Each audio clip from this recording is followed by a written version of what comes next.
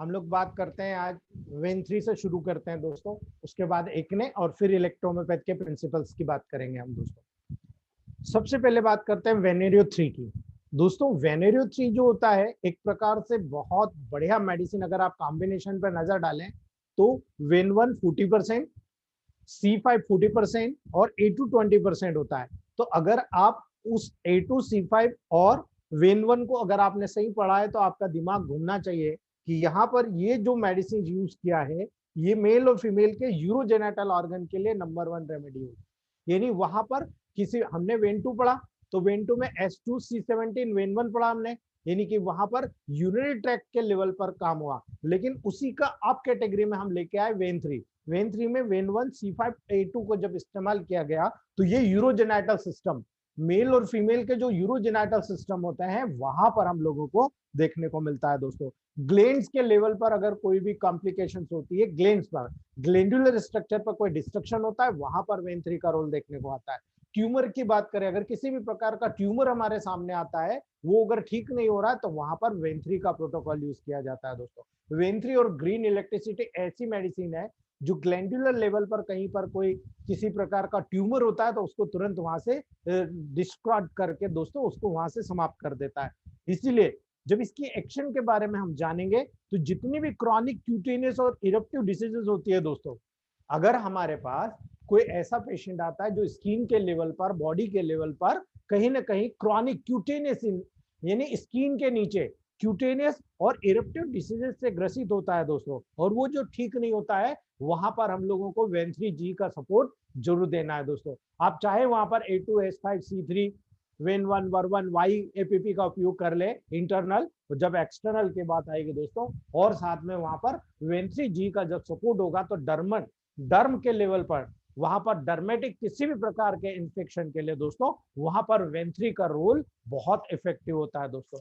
When 3 वहां पर बहुत डीप में जाके काम करता है और जितने भी इरप्शंस बाहर आते हैं तमाम इरप्शंस के लेवल को क्यूर करने का काम करता है दोस्तों। इसीलिए जब हम इस मेडिसिन का प्रोटोकॉल इंडिकेट करते हैं तो चाहे टिश्यू हो, चाहे मसल्स हो, चाहे जॉइंट्स हो दोस्तों, इन तीनों लेवल से कैल्शियम मटेरियल को एक्सक्रीट करने का काम करता है। जितने भी कैल्शियस मटेरियल होते हैं उन कैल्शियस मटेरियल को बाहर निकालने का काम करता है दोस्तों।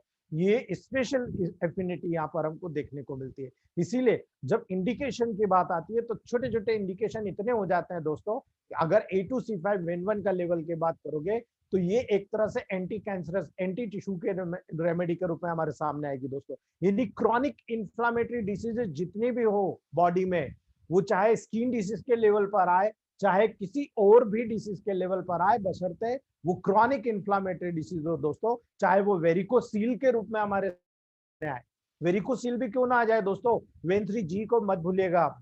वेरिकोज वेन की प्रॉब्लम क्यों ना हो दोस्तों, वहां पर आपको बिल्कुल नहीं भूलना। क्यों? क्योंकि A2 C5 वेन 1G या B या Y ये प्रोटोकॉल होता है दोस्तों वेरिकोज वेन का। आप याद रखिएगा इस प्रोटोकॉल को, जब मैं वेरिकोज वेन बताऊंगा या वेरिकोसील बताऊंगा तब आपको बहुत ही इजीली समझ में आएगा कि वेन 3 का प्रोटोकॉल हमने देखा था तो वेन 3 भी वहां पर काम करती है। तो A2 C5 वेन 1 को वहां हम सिंगल यूज करते हैं, यहाँ पर हम वेन 3 के साथ G को यूज करके तुरंत वहां पर काम करते हैं दोस्तों। तो वेरिकोज वेन हो, सभी प्रकार के पाइल्स की बात कर लीजिए आप दोस्तों, A2 C5 L1 वेन 1 ये कॉमन कॉम्बिनेशन है दोस्तों।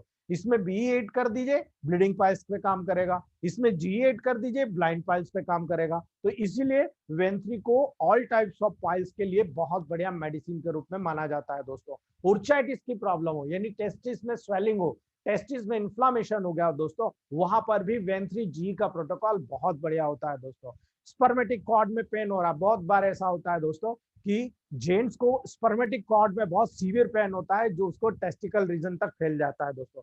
ऐसी कंडीशन में हम लोगों को वहां पर वेन 3 का प्रयोग जरूर करना है दोस्तों। ग्लैंडुलर डिजेनरेशन, बॉडी में कहीं भी ग्लैंड्स के लेवल पर किसी भी प्रकार का डिजेनरेशन होता है, कोई टूट फूट होती है दोस्तों, तो वहां पर हम लोग ग्लैंडुलर डिजेनरेशन के लेवल पर बहुत ही अमेजिंग रिजल्ट देखते हैं दोस्तों। चाहे जेनेटल डिसऑर्डर क्यों ना हो, ल्यूकोरिया क्यों ना हो, ट्यूमर या सिस्ट क्यों ना हो दोस्तों, वहां पर ट्यूमर और सिस्ट के लेवल पर भी, या डिलीवरी के बाद की जितनी भी प्रॉब्लम्स आती है दोस्तों, जिसमें हमको ट्यूमर डेवलप होता है, लिम्फोमा डेवलप होता है दोस्तों, हेरिडिटरी कार्डियक डिसऑर्डर होता है दोस्तों, या हार्ट में स्ट्रक्चर हो जाए दोस्तों, हार्ट के स्ट्रक्चर में अगर किसी भी प्रकार का कोई डिस्टर्बेंसेस होता है दोस्तों, उसके कारण वहां पर कोई भी कॉम्प्लिकेशन डेवलप हो जाए, ट्यूमर हो जाए, किसी को हीमोराइड्स हो दोस्तों, एनल कैनाल की प्रॉब्लम में दोस्तों, अगर एनल कैनाल के लेवल पर फिशर या फिस्टुला भी हो जाए दोस्तों, तो हमें घबराना नहीं चाहिए। हमारे पास वेन3G का बहुत बड़ा प्रोटोकॉल है दोस्तों। आप वेन3G में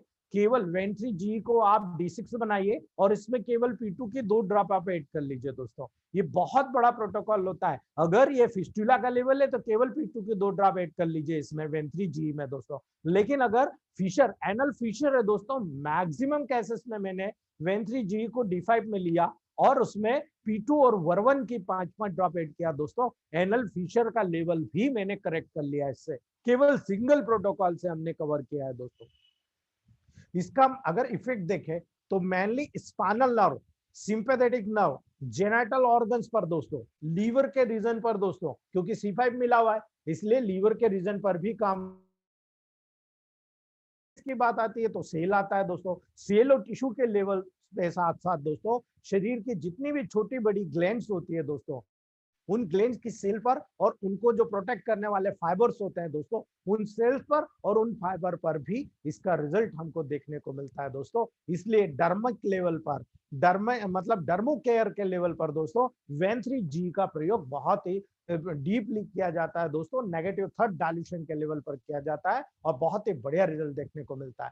मसल्स हो, क्यूटेनियस और सबक्यूटेनियस भी इसके प्रभाव क्षेत्र में आती है दोस्तों। यानी किसी पेशेंट को अगर वेनेरियल डिसीज डेवलप हो रहा है दोस्तों, वेस्कुलर डिसीज डेवलप हो रहा है, मस्कुलर डिसीज डेवलप हो रहा है, या थोरेसिक, या वहां पर दोस्तों कहीं पर भी घाव सुखाने की जब जरूरत पड़ती है, यानी कोई वाउंड हो गया और वाउंड ठीक नहीं हो रहा, कीड़े भी पड़ गए दोस्तों, तो वहां पर वेन3G का प्रोटोकॉल बहुत ही मस्त होता है दोस्तों, बहुत ही डीप में जाकर ये काम करता है। इसीलिए दोस्तों अगर इस प्रकार की कोई कंप्लेन होती है तो ये बहुत बढ़िया मेडिसिन होती है दोस्तों यहाँ पर। इसीलिए डीप में जब इस मेडिसिन का उपयोग किया जाता है दोस्तों, तो सेक्सुअल ट्रांसमिटेड डिसीज की जब बात आती है दोस्तों, तो चाहे हेरिडिटरी डिसीज से उत्पन्न जितने भी ब्लड और टिश्यू के लेवल में दोस्तों, जब वहां पर कोई दोष या कोई वाइटेशन डेवलप होता है, दूषित हो जाता है दोस्तों, और उसके कारण वहां पर जब बहुत बहुत डिफरेंट टाइप के इरप्शंस बाहर निकलते हैं, जो हम लोगों को डायग्नोस नहीं हो पाते हैं कि हम क्या मेडिसिन सिलेक्ट करें, उस लेवल पर हमको वेन3 का प्रोटोकॉल यूज करना चाहिए दोस्तों। ये मेडिसिन अगर नेगेटिव में दी जाएगी दोस्तों तो नर्वस और बिलियस टेम्परामेंट वालों के लिए तो बहुत ही बेनिफिशियल साबित होती है दोस्तों। मेल या फीमेल की जेनिटल ग्लैंड की जो म्यूकस मेम्ब्रेन होती है दोस्तों, वहां पर सिफिलिटिक कैरेक्टर डेवलप होने के कारण दोस्तों, सिफिलिस के कारण वहां पर ट्यूबरकुलोसिस का डेवलप होना, थर्ड स्टेज की सिस्ट या क्रोनिक प्रकार के सिफिलिस जब डेवलप होती है दोस्तों, यानी थर्ड और फोर्थ स्टेज की जब सिफिलिस डेवलप होती है, और उसके कारण दोस्तों वहां पर कोई डिफरेंट टाइप के डिस्ट्रक्टिव डिसीज डेवलप होती है, यानी जहां डेवलप हुई वहां छोड़ दो, उसके अतिरिक्त तो दूसरी जगह ब्लड सर्कुलेशन के माध्यम से फैलकर जब वहां पर डिस्ट्रक्शन शुरू करती है और डिस्ट्रक्शन के कारण वहां पर बहुत ज्यादा डीप में उस ऑर्गन को डैमेज करती है दोस्तों, तब वहां पर हम लोगों को वेन3 का प्रोटोकॉल देखने को मिलता है दोस्तों। कुछ ऐसे रोग भी होते हैं जो मौसम परिवर्तन के कारण उत्पन्न होते हैं दोस्तों, यानी कहीं ना कहीं एटमॉस्फेयर में चेंजेस अगर डेवलप होता है दोस्तों, तो वहां पर जब इस प्रकार के डिसीज हमारे सामने आती है तो वेन3 को कभी नहीं भूलना दोस्तों। वेन3 जैसे अगर मान लो अभी आपको बरसात आने वाली है दोस्तों, तो बरसात में और गर्मी के प्रारंभिक दिनों में दोस्तों जितनी भी डिसीज डेवलप होती है, भाई गर्मी कब स्टार्ट होगी, ठंड के तुरंत बाद गर्मी स्टार्ट होगी, तो जो एटमॉस्फेयर चेंज हुआ, और गर्मी के तुरंत बाद बरसात शुरू हुई, जो एटमॉस्फेयर चेंज हुआ, तो हमारी बॉडी जो होती है दोस्तों वो एटमॉस्फेयर के अगेंस्ट अपने आप को ढाल नहीं पाती है, कंपनसेट नहीं कर पाती है दोस्तों, और उस तमाम डिसीज के लेवल पर हम वेन3 का प्रयोग करते हैं दोस्तों।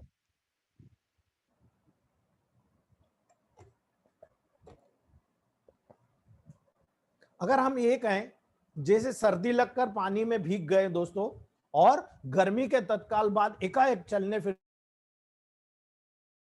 यानी जब हम गर्मी में से आते हैं काम करके आते हैं, अंदर अचानक आते हैं दोस्तों, लू लगती है हमको, लू जैसे सिम्टम आते हैं, फीवर जैसे सिम्टम आते हैं दोस्तों, बहुत ज्यादा वीकनेस फीलिंग होती है दोस्तों।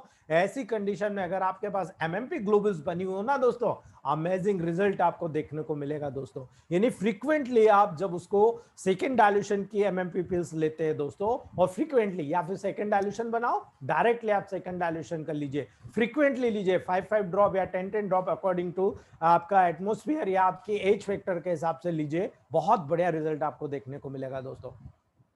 बहुत बार ऐसा होता है दोस्तों, हाथ पैर धीरे धीरे करके वीक महसूस होते हैं, और वीक होने के साथ साथ दोस्तों धीरे धीरे पैरालाइज्ड हो जाते हैं। लगता है कि कमर दर्द के बाद में पैरालिटिक कंडीशन आई है दोस्तों, वहां पर भी वेन3 का प्रोटोकॉल आरई के जी के बहुत बढ़िया रिजल्ट देता है दोस्तों। मेंसेस जब बहुत कम या ज्यादा होते हैं दोस्तों, वहां पर लेडीज को दूध नहीं बनता है दोस्तों, दूध उतर ही नहीं पाता है, लोकिया का रुक जाना होता है दोस्तों, तो ऐसी कंडीशन में सेकेंड डायल्यूशन की एमएमपी ग्लोबुल्स बहुत ही फ्रीक्वेंटली रिजल्ट देती है दोस्तों। अस्थमा हो, चेस्ट इंफेक्शन हो, प्लूराइटिस की कंडीशन हो दोस्तों, वहां पर डायरिया या डिसेंट्री के कारण बैकएक की कंडीशन हो दोस्तों, वहां पर सेकेंड डायल्यूशन में बहुत ही अमेजिंग रिजल्ट देती है दोस्तों। इस सेकेंड डायल्यूशन वेन3 का बहुत सारी डिसीज के लेवल पर दोस्तों एक अमृत तुल्य काम करता है, क्योंकि अगर आप कॉम्बिनेशन देखो A2C5 वेन1 का, तो ये बहुत में डीप में जाके काम करता है। अगर आपने इसको नेगेटिव कर दिया दोस्तों, तो पॉजिटिव से भी ज्यादा नर्वाइन लेवल पर काम करेगा और बहुत ही ज्यादा डीप में जाकर काम करता है। चाहे एक्जिमा क्यों ना हो दोस्तों, क्रॉनिक अमीबियासिस क्यों ना हो दोस्तों, इरेक्शंस के दब जाना होता है, स्वेटिंग का ना होना होता है दोस्तों, उसके कारण बॉडी में स्वेलिंग डेवलप हो जाता है, और स्वेलिंग के कारण वहां की चमड़ी जो हल्की सी मोटी होकर रेडिश हो जाती है दोस्तों, तब वहां पर हम लोगों को यहां पर इसका वेन3 का हाई डायल्यूशन देकर दोस्तों, वहां पर सेकेंड डायल्यूशन की एमएमपी ग्लोबुल्स जब फ्रीक्वेंटली चलाते हैं ना दोस्तों, अमेजिंग रिजल्ट आपको देखने को मिलता है। इतना सॉलिड रिजल्ट देखने को मिलता है दोस्तों कि उसको समझना या उसके बारे में किसी भी चीज के जब बारे में जानना दोस्तों बहुत ही डिफिकल्ट होता है, लेकिन अमेजिंग रिजल्ट देखे हम लोगों ने दोस्तों। इसीलिए जब कहीं पर भी किसी पेशेंट को आपको शंका हो कि इसको वेनेरियल डिसीज है दोस्तों, यानी सेक्सुअल ट्रांसमिटेड इंफेक्शन है दोस्तों, तो आपको सिफिलिस या गोनोरिया से जन्य जितने भी डिसीज थर्ड स्टेज तक की भी आपको देखने को मिल रही है, जिसमें आपका ब्लड और लिम्फ कंप्लीटली इंप्योर हो चुका होता है दोस्तों, तो वहां पर वीनस सिस्टम की व्यवस्था को वो बहुत ज्यादा डिस्टर्ब कर देता है दोस्तों, जिसके कारण वीनस कैपिलरीज का फट जाना, जिसके कारण काला बिल्कुल काला कलर का ब्लड वहां से निकलता है दोस्तों। ऐसा फीलिंग होता है कि वो दर्द बहुत ज्यादा कंडीशन वहां पर इरप्टिव कंडीशन डेवलप होती है दोस्तों। वहां पर ब्रेन के लेवल पर ब्लड में कंजेशन हो जाता है, जिसके कारण सीवियर पेन हमको देखने को मिलता है दोस्तों। आंख से किसी भी कारण से अगर ब्लीडिंग हो जाती है दोस्तों, उन तमाम कंडीशन को भी बहुत ही अच्छे तरीके से कवर करती है। एबॉर्शन के बाद अगर सीवियर ब्लीडिंग हो रही है दोस्तों, एब्डोमिनल कॉलिक के साथ में वहां पर क्रैम्प्स भी हो रहा है दोस्तों, तो ये A2C5 वेन1 अर्थात वेन3 को हाई पोटेंसी में 200 डायल्यूशन में देकर दोस्तों, उसके बाद आप डायरेक्टली अगर इसको सेकेंड डायल्यूशन में फ्रीक्वेंटली चलाते हैं दोस्तों, तो आप मान के चलिए 7 to 10 डेज में आपका पेशेंट का प्रोटोकॉल कंप्लीट हो जाएगा। उसके बाद आपको कोई भी मेडिसिन देने की जरूरत नहीं पड़ेगी दोस्तों। तो गोनोरिया के बाद पस से टेस्टिस में इन्फ्लामेशन, स्वेलिंग होना और वेनेरियल डिसीज के कारण वहां डिफरेंट टाइप के इरप्शंस वहां पर देखने को मिलते हैं दोस्तों।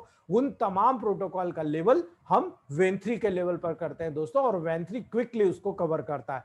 कुछ डिसीजेस भी ऐसी होती है दोस्तों जो मनुष्य को बेचैन कर देती है, को खूब ज्यादा उसको इरिटेट करती है दोस्तों। जब बहुत ज्यादा हाइपर एक्टिव हो जाता है वो, तो वहां पर कमजोर, चिड़चिड़ापन, भयभीत, उसकी नर्वस वीकनेस, मतलब जो उसकी मेमोरी का लॉस होना दोस्तों, सुस्तीपन होना, आलसी होना, तब ऐसी कंडीशन में जब हाइपर या हाइपो दोनों कंडीशन वहां पर देखने को मिलेगी, तो शरीर के टिश्यू का डिस्ट्रक्शन होना वहां पर कॉमन साइन के रूप में होता है दोस्तों। और जब वहां पर पॉजिटिव नेगेटिव डिसीज दोनों एक साथ पाई जाती है दोस्तों, मल्टीपल डिसऑर्डर के रूप में पाया जाता है, तब वहां पर दोस्तों मनुष्य अपनी मौत को लेकर सक्रिय हो जाता है कि हाँ, अब मेरा रोग ठीक नहीं होगा, अब मेरी डेथ होने वाली है दोस्तों। जब इस प्रकार की जब कंडीशन कहीं पर भी आती है दोस्तों, तब हम लोगों को वेन3 का लेवल जरूर याद रखना है दोस्तों।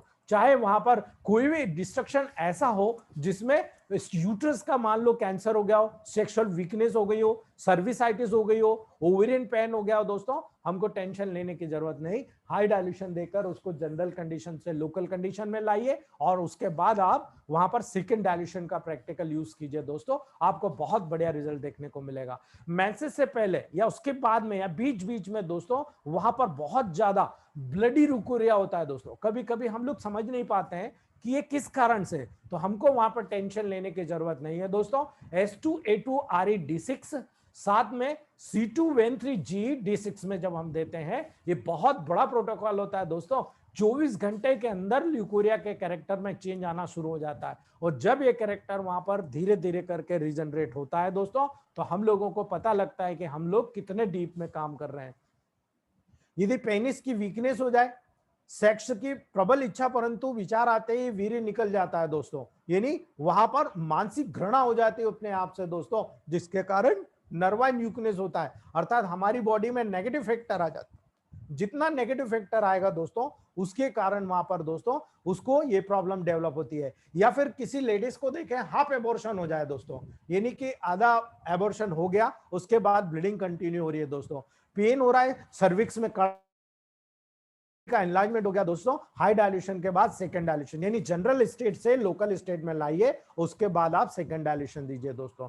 तो ये वो प्रोटोकॉल्स होते हैं दोस्तों जहां पर हम लोगों को बहुत बढ़िया रिजल्ट देखने को मिलता है दोस्तों। यानी पैरालिसिस जो पैर से ब्रेन की ओर जाए दोस्तों, यानी नीचे से लोअर लिम्ब से ब्रेन की तरफ पैरालिसिस का इफेक्ट देखने को मिले दोस्तों, वहां पर तो वेन3 का प्रयोग बहुत रामबाण होता है दोस्तों, इमीडिएट रिजल्ट आने लग जाते हैं। आईलिड्स या आंखों में ब्लड या नर्वस सिस्टम की खराबी के कारण अगर किसी को कैटरेक्ट हो जाए या धीरे धीरे पैरालाइज कंडीशन हो जाए दोस्तों, वहां पर ऑप्टिक नर्व का ड्राइनेस हो जाए दोस्तों, अगर आंख खोलते ही आंखों से आंसू गिरने लग जाए या रोशनी अगर लाइट में हो और रोशनी सहन नहीं हो दोस्तों, और ऐसी कंडीशन में पेशेंट को लार लगातार गिरता रहे दोस्तों, तो वहां पर हमको थर्ड डायल्यूशन का प्रयोग करना है दोस्तों। जब हम लोग ग्लोब्यूल्स की बात करें दोस्तों, तो ग्लोब्यूल्स के लेवल पर जब हम जाते हैं दोस्तों, तो किसी भी डायल्यूशन को आप सिलेक्ट कीजिए और सिलेक्ट करने के बाद उसकी ग्लोब्यूल्स बनाकर दोस्तों उसको गर्म पानी से जब आप देते हैं दोस्तों, फ्रीक्वेंटली जब देते हैं गर्म पानी में डिसॉल्व करके देते हैं, सिप बाय सिप पीने को देते हैं दोस्तों, तो बहुत ही अमेजिंग रिजल्ट वेन3 का हमको देखने को मिलता है दोस्तों। जब फर्स्ट डायल्यूशन की बात करें, जब पेशेंट को नाइट में कफ आता है दोस्तों, स्किन के नीचे टॉक्सिन्स होते हैं, स्वेटिंग का रुकना, पैरालिसिस होना, याददाश्त की कमी होना, ब्रेन में ब्लड की कमी से वर्टिगो आना एवं सिर दर्द होकर ब्लड कंजेशन या मेंसेस का डिस्टर्बेंसेस होना दोस्तों, इन तमाम प्रोटोकॉल में वेन3 का फर्स्ट डायल्यूशन दोस्तों 147 से कमाल का रिजल्ट देता है दोस्तों। जो हम लोग दूसरे प्रोटोकॉल से रिजल्ट नहीं ले पाते, तब हम लोगों को वेन3 का सपोर्ट लेना पड़ता है दोस्तों, और अमेजिंग रिजल्ट हमको देखने को मिलता है। जब सेकेंड डायल्यूशन की बात करते हैं, तो किसी भी प्रकार का कैंसर हो, उसमें ट्यूमर हो, ग्लैंड्स का पक जाना हो, टॉन्सिलाइटिस हो, पाइल्स की प्रॉब्लम हो, ल्यूकोरिया हो, ओटोरिया हो दोस्तों, इंपोटेंसी हो, किसी भी ऑर्गन का हार्डनेस या कड़ापन हो जाए दोस्तों, ब्लीडिंग की कंडीशन हो, चाहे यूरिन में ब्लीडिंग हो दोस्तों, अमीबेसिस हो, पेशाब में किसी भी प्रकार का डिस्टर्बेंसेस हो दोस्तों, या फिर हम ये कहें कि कैटरेक्ट या ओटोरिया हो दोस्तों, वहां पर बहुत बढ़िया रिजल्ट हमको देखने को मिलता है। और यही प्रोसेस जब हम नेगेटिव में करते हैं तो ये पूरी मेडिसिन नर्वाइन हो जाती है। अब आप सोचिए A2C5 यानी वेन3 को जब आपने नर्वाइन कर दिया दोस्तों, तो किसी भी प्रकार के ल्यूकोरिया को, किसी भी प्रकार की ब्लीडिंग को, किसी भी ऑर्गन के ब्लड में कंजेशन, यानी वहां पर बहुत ज्यादा मात्रा में अगर ब्लड कलेक्ट हो जाता है या ऑर्चाइटिस हो जाता है, टेस्टिकल के रीजन पे इन्फ्लामेशन होकर पस पड़ जाता है दोस्तों, या पेट में उसको कैंसर हो जाता है, या बोन में किसी प्रकार के चोट लगने के कारण क्रॉनिक वाउंड हो जाता है दोस्तों, आप केवल वेन3GP2 का प्रयोग करके देख लीजिएगा दोस्तों, अमेजिंग रिजल्ट मिलता है। मैं खुद कम से कम 14-15 ऐसे बोन ट्यूमर या बोन वाउंड के केसेस क्यूर कर चुका हूं दोस्तों, जो एक ऑर्थोपेडिक सर्जन नहीं कर पाया दोस्तों। हमने 3 महीने के अंदर 3 मंथ के प्रोटोकॉल के अंदर C4S11 का 200 डायल्यूशन प्लस वेन3GP2 का 2 ड्रॉप हम लोगों ने वहां पर यूज किया दोस्तों, और अमेजिंग रिजल्ट हम लोगों को देखने को मिले दोस्तों। इसलिए हम लोग जब हाई पोटेंसी की बात करेंगे दोस्तों, तो पुराने से पुराने कितना भी क्रॉनिक डिसीज हो दोस्तों, हमको घबराने की जरूरत नहीं है, चाहे स्किन डिसीज हो, चाहे ब्लीडिंग की प्रॉब्लम हो, चाहे ल्यूकोरिया की प्रॉब्लम हो, चाहे कैंसर की प्रॉब्लम हो दोस्तों, हम लोगों को वेन3, अब वेन3 का तो कोई हाई पोटेंसी होता नहीं, लेकिन A2C5 वेन1 का तो पोटेंसी होता है। हम इसी रेशियो में 40 वेन1 40 C5 और 20 A2 200 का मिक्स कर ले, ये हमारा वेन3 का 200 डाइल्यूशन तैयार हो गया। इसी की ग्लोबल्स बनाए और आप प्रिपेयर करके देना चालू करें दोस्तों। मेरे पास maximum 200 ml per month sale होता है दोस्तों। 200 में पर मंथ अपने पेशेंट को देता हूं, क्योंकि इस टाइप के स्किन डिसीज के, क्रॉनिक बून के या क्रॉनिक गैंग्रीन के पेशेंट बहुत ज्यादा देखने को मिलते हैं दोस्तों। एनल फिशर के लेवल पर या एनल फिस्टुला के लेवल पर बहुत ज्यादा पेशेंट हमको देखने को मिलते हैं। इसीलिए दोस्तों इसका प्रयोग मैं मोस्टली करता हूं। अगर हम एक्सटर्नल यूज की बात करें दोस्तों, ब्लीडिंग हो, कुचलने, किसी चीज से कुचल गया दोस्तों, कुचलने का पेन हो, पाइल्स हो, कैंसर हो, वाउंड हो, ट्यूमर हो, किसी भी प्रकार की गठान बन जाए, वहां पर लाइपोमा हो जाए, ल्यूकोरिया हो, पैरालिसिस हो दोस्तों, आप वेन3 को बेहिचक वहां पर एक्सटर्नल यूज कीजिए दोस्तों। इसके कॉम्बिनेशन को देखिए, A2C5 वेन1, ये बहुत ही ऑथेंटिक काम करेगा दोस्तों। और जहां हम लोगों के बुक्स खत्म होती है दोस्तों, वहां से भी अतिरिक्त लेवल पर हमको रिजल्ट देखने को मिलते हैं दोस्तों, जो हमारी डेली प्रैक्टिस में हमको देखने को मिल रहे हैं दोस्तों। ये जितनी भी चीज मैंने आपको बताई, जब मैंने बुक्स में से स्टडी करी और बुक्स में से स्टडी करने के बाद उसका प्रैक्टिकल अनुभव लिया दोस्तों, वो प्रैक्टिकल अनुभव मैंने आपको शेयर किए हैं वेन3 के लेवल पर दोस्तों। तो ये था हमारा फर्स्ट टॉपिक वेन3 दोस्तों। दूसरी बात करते हैं दोस्तों, दूसरा टॉपिक है एक्ने वल्गेरिस। आजकल की सबसे महान समस्या है दोस्तों एक्ने वल्गेरिस। क्यों? क्योंकि बड़ा हो या बच्चा हो, हर किसी को देखने में आ रहा है, लेकिन वास्तव में देखा जाए तो इसका कारण बहुत सारे हैं और हम लोग उस चीज को समझते नहीं दोस्तों।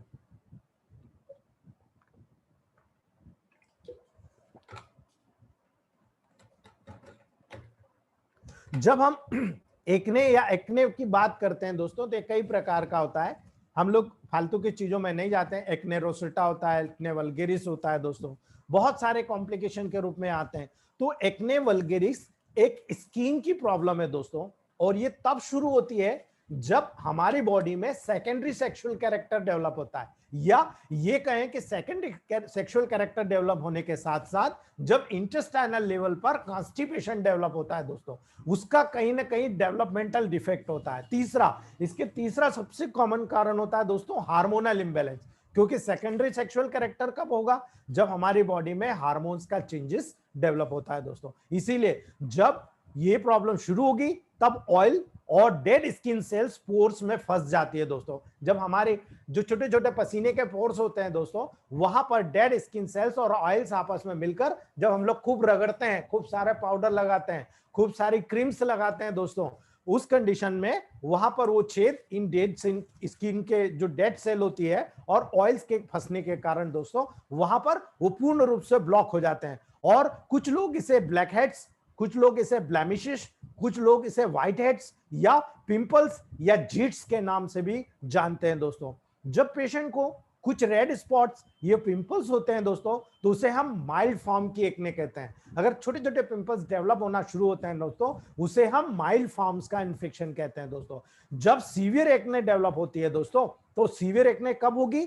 जब अगर 5 से 10, 15, 20 हो तो हमको टेंशन लेने की जरूरत नहीं दोस्तों, हम लोग बहुत इजीली ठीक कर सकते हैं। लेकिन जब छोटी छोटी पिंपल्स 100 प्लस हो जाए, 100 प्लस अगर पहुंच जाए दोस्तों, तो ये सीवियर फॉर्म ऑफ एक्ने होता है, जो पिंपल्स फेस, नेक, चेस्ट और बैक को कवर कर लेती है दोस्तों। ये पिंपल्स बड़े, कड़े, रेड लंप और पेनफुल कंडीशन के साथ में छोटी छोटी सिस्ट के रूप में बन जाते हैं दोस्तों, और हमारे लिए बहुत ज्यादा पेनफुल कंडीशन क्रिएट करते हैं। और जब ये कंडीशन क्रिएट होती है दोस्तों, तो हमारे चेहरे के हाव भाव ये हो जाते हैं, क्योंकि चेहरा हमारे जो व्यक्तित्व की पहचान होता है दोस्तों। हमारे चेहरे, हमारी बॉडी की सुंदरता को सबसे पहले चेहरे की तरफ से ही जाना जाता है। यानी चेहरा आकर्षित है, आंखें आकर्षित है, तो मान के चलिएगा सामने वाला आदमी भी हमारे चेहरे की तरफ बड़े गौर से देखेगा। लेकिन पिंपल से तो वो चेहरे को इतने ध्यान से देखेगा नहीं दोस्तों। हम लोगों को भी नेगेटिविटी आती है कि हमारा चेहरा खराब है, यानी कहीं ना कहीं हम लोगों में प्रॉब्लम है दोस्तों।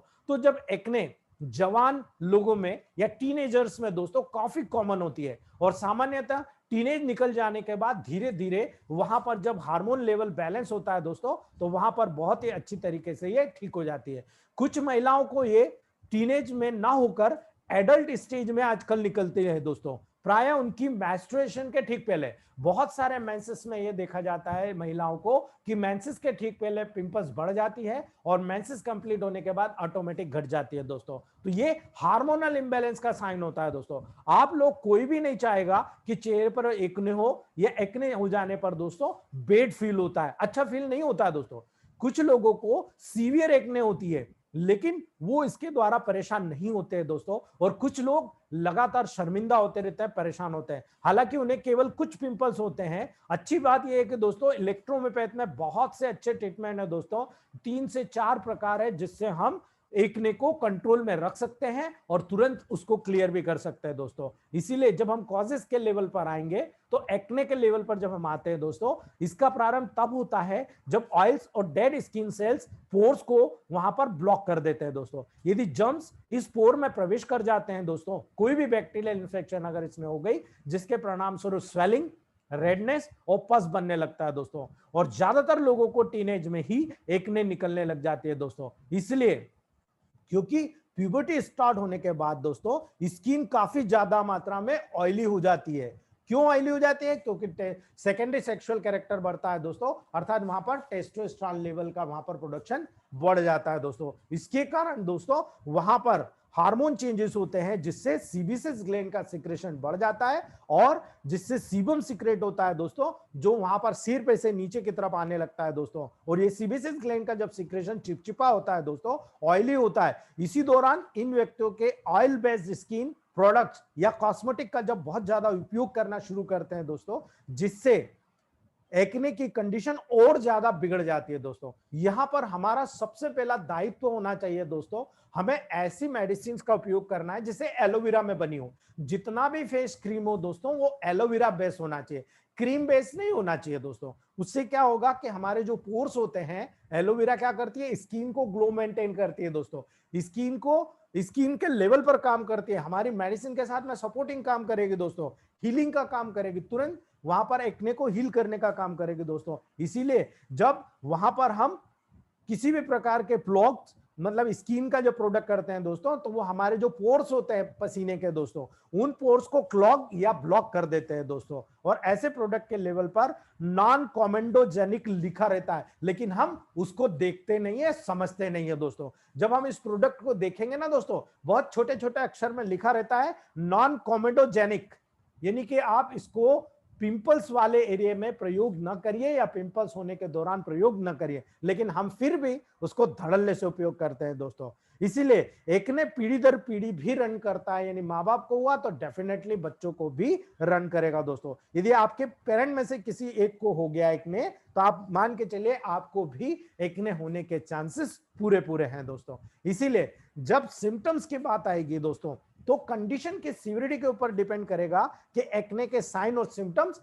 किस प्रकार से डेवलप होते हैं दोस्तों। यदि व्हाइट हेड्स हो रहे हैं दोस्तों, तो वहां पर जो प्लग है दोस्तों, जो पोर्स है वो प्लग्ड ऑफ हो जाता है, जो पोर होता है वो प्लग्ड हो जाता है, बंद हो जाता है दोस्तों।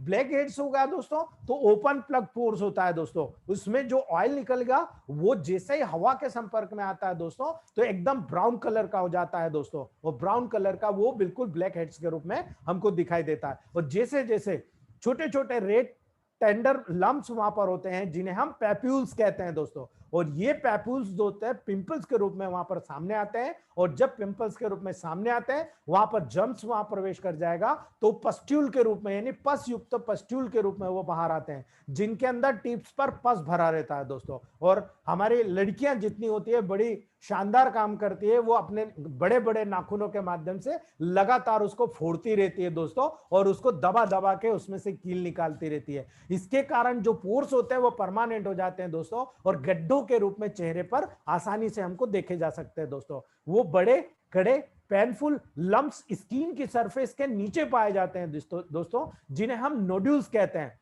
लेकिन पेनफुल पस से भरे हुए लम्प्स जो स्किन के सरफेस के नीचे पाए जाते हैं दोस्तों, उनको हम सिस्टिक लीजन्स के रूप में जानते हैं दोस्तों। ये मेडिकल टर्मिनोलॉजी है जो पैथोलॉजी के अंतर्गत पढ़ी जाती है दोस्तों। तो यहाँ पर स्किन के सरफेस के नीचे जो पिंपल्स पाए जाएंगे दोस्तों, वो सिस्टिक लीजन के रूप में आएंगे, अर्थात वहां पर सिस्टिक का डेवलपमेंट हो जाएगा और उसके अंतर्गत पस पॉइंट बनेगा दोस्तों। इसीलिए जब इन्वेस्टिगेशन की बात होगी दोस्तों, तो एक्ने में किसी भी स्पेशल इन्वेस्टिगेशन की जरूरत बिल्कुल नहीं पड़ेगी। क्यों? क्योंकि ये तो सिंपल हमको समझ में आ रहा है, फिजिकल एग्जामिनेशन से हम डायग्नोस कर रहे हैं कि हाँ भाई ये कंडीशन हम लोगों को बहुत ही क्रिटिकली ये देखने को मिल रही है, यहाँ ये कंडीशन यहाँ पर इस कारण से हुई है दोस्तों। तो ये चीज हम लोगों को यहाँ पर देखने को मिली दोस्तों, जो हमने समझा।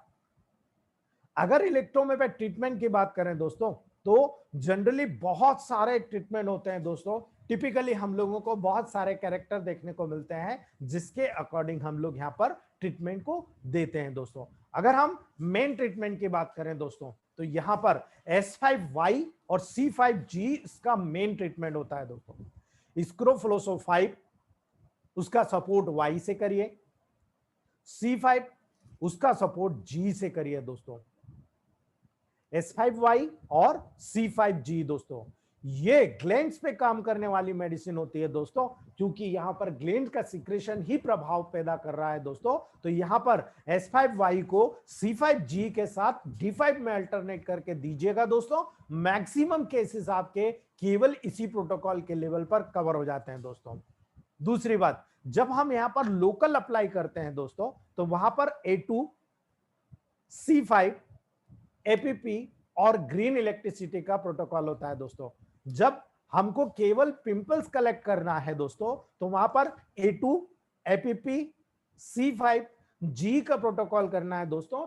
D4 या D5 में इसका लोशन बनाना है या एलोवेरा में क्रीम बनाना है दोस्तों, और उस क्रीम को दिन में 2 या 3 बार अप्लाई करना है दोस्तों, और उसको लगाने के 1 घंटे बाद गर्म पानी से चेहरे को धोना है दोस्तों। ये प्रोटोकॉल बहुत ही बढ़िया है दोस्तों। मैक्सिमम कंडीशन में हम लोगों ने इसको ठीक किया है। जब एक्ने ठीक हो जाता है, तब हमारे पास एक ही प्रॉब्लम रहती है, ब्लैक हेड्स, व्हाइट हेड्स, वहां पर पोर्स बन जाते हैं। उन पोर्स को ठीक करना भी जरूरी है दोस्तों। तो वहां पर हमें इस ट्रीटमेंट को थोड़ा सा चेंज करना पड़ता है दोस्तों। वहां पर हम लोगों को पहले प्रोटोकॉल में S5, A2, RE, APP का प्रयोग करना पड़ता है दोस्तों।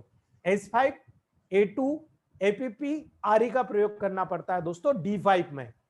सेकेंड, यहां पर हमको C5-Ven1G का प्रैक्टिकल यूज करना पड़ेगा दोस्तों।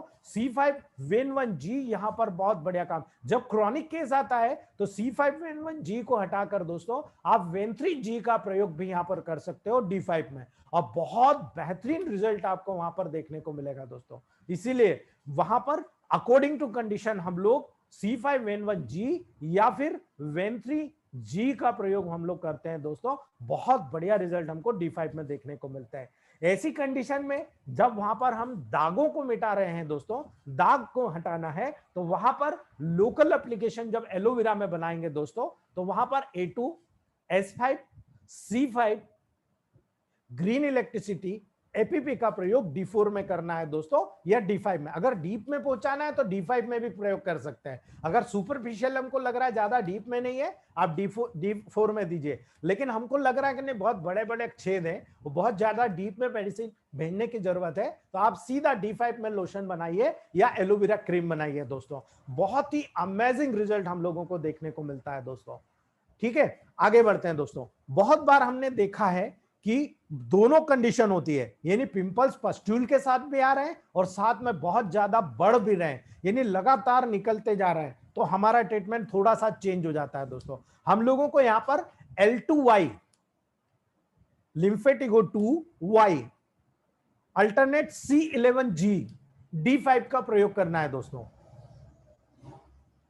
L2Y, अल्टरनेट C11G, D5 में प्रैक्टिकल यूज करना है दोस्तों। बहुत बढ़िया रिजल्ट हमें एक्ने के लेवल पर देखने को मिलेंगे दोस्तों। ठीक है, नेक्स्ट, अभी मैंने एक बीच में बताया था आपको कि जब हार्मोनल इंबैलेंस होता है, तो हार्मोनल इंबैलेंस यंग ब्रिगेड में भी सेक्सुअल, जब सेकेंडरी सेक्सुअल कैरेक्टर डेवलप होता है तब भी देखने को मिलेगा, या मेंसेस के दौरान जब महिलाओं को बिफोर मेंसेस वहां पर उनको बहुत सारा पिंपल्स जब देखने को आता है दोस्तों, और जैसे मेंसेस साफ होता है वहां उनकी प्रॉब्लम सॉल्व हो जाती है दोस्तों। तो ऐसी कंडीशन में हम लोगों को दोस्तों वहां पर 200 डाइल्यूशन में एक प्रोटोकॉल यूज करना है दोस्तों, S2C2L1A3Y, S2C2L1A3Y 200। ये किसी भी प्रकार के हार्मोनल इंबैलेंस को इस कैरेक्टर में जब पिंपल्स का लेवल आ रहा है दोस्तों, उसको टिश्यू रेमेडी, S2C2 क्या है, सेकेंड स्टेज की टिश्यू रेमेडी है दोस्तों। जब स्किन से मतलब सेल से इंफेक्शन टिश्यू में आ जाए, और टिश्यू के लेवल पर यहां पर टिश्यू में ही आ रही है दोस्तों, सेल से फैल गई टिश्यू में पहुंच गई, यानी सेकेंड स्टेज में पहुंच गई, तब वहां पर S2C2L1A3Y 200 डाइल्यूशन में 10 ग्लोबल्स डेली मॉर्निंग में अगर आप देंगे दोस्तों, आपको वो रिजल्ट मिलेंगे जो आप लोगों ने कभी भी सोचा नहीं होगा दोस्तों। इतना अमेजिंग रिजल्ट आप लोगों को वहां पर देखने को मिलेगा दोस्तों। तो ये चीज हम लोगों को टेक्निकली यहां पर देखने को मिली दोस्तों। तो ये एक्ने का पूरा प्रोटोकॉल्स मैंने आपको बता दिए दोस्तों। ठीक है दोस्तों, आगे बढ़ते हैं हम। हमारा थर्ड पॉइंट है दोस्तों,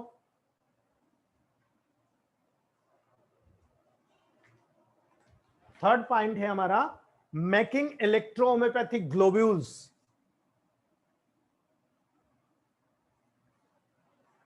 मेकिंग इलेक्ट्रोहोम्योपैथिक ग्लोब्यूल्स दोस्तों, एंशिएंट जब हम लोगों ने प्रैक्टिस शुरू किया था तब में और अब में बहुत डिफरेंस हो गया दोस्तों।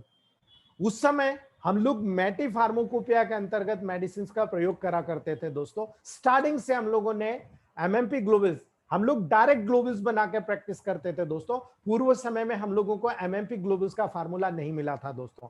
इसलिए जब इलेक्ट्रोहोम्योपैथी में ग्लोबल्स का जब मेडिकेशन किया जाता है दोस्तों, तो एंशिएंट और मॉडर्न टेक्निक, अभी की टेक्निक और एंशिएंट पुराने समय की टेक्निक में बहुत सारा डिफरेंस हमको देखने को मिला दोस्तों।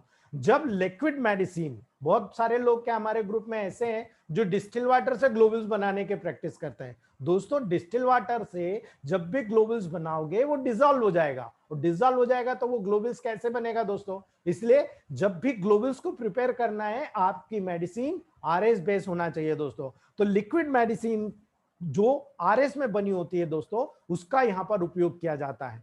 ग्लोबल्स का नंबर आप 20 नंबर, 30 नंबर या 40 नंबर, 20 हो, 30 हो या 40 नंबर दोस्तों, आप तीनों में से किसी भी ग्लोबल्स का उपयोग कर सकते हो। मैक्सिमम पुराने लोग 20 नंबर का उपयोग करते हैं दोस्तों, जो मैटी थेरेपी को फॉलो करते हैं। लेकिन आज के मॉडर्न टेक्निक में 30 नंबर ग्लोबल्स को एमएपी ग्लोबल्स के रूप में बहुत ज्यादा यूज किया जाता है दोस्तों। जो पुराने मैटी फार्माकोपिया वाले हमारे जैसे हैं, वो 20 नंबर्स को भी यूज करते हैं। मैं 60 नंबर तक के भी एमएमपी ग्लोबल्स का प्रिपेयर करता हूं दोस्तों। जब मुझे बहुत ज्यादा मैसिव डोज देना होता है तो मैं सीधा 60 नंबर ग्लोबल्स, जो इतनी बड़ी होती है, मैं कल आप लोगों को एक वीडियो बना के डालूंगा, तब आपको समझ में आएगा कि मैं किस चीज की बात कर रहा हूं दोस्तों।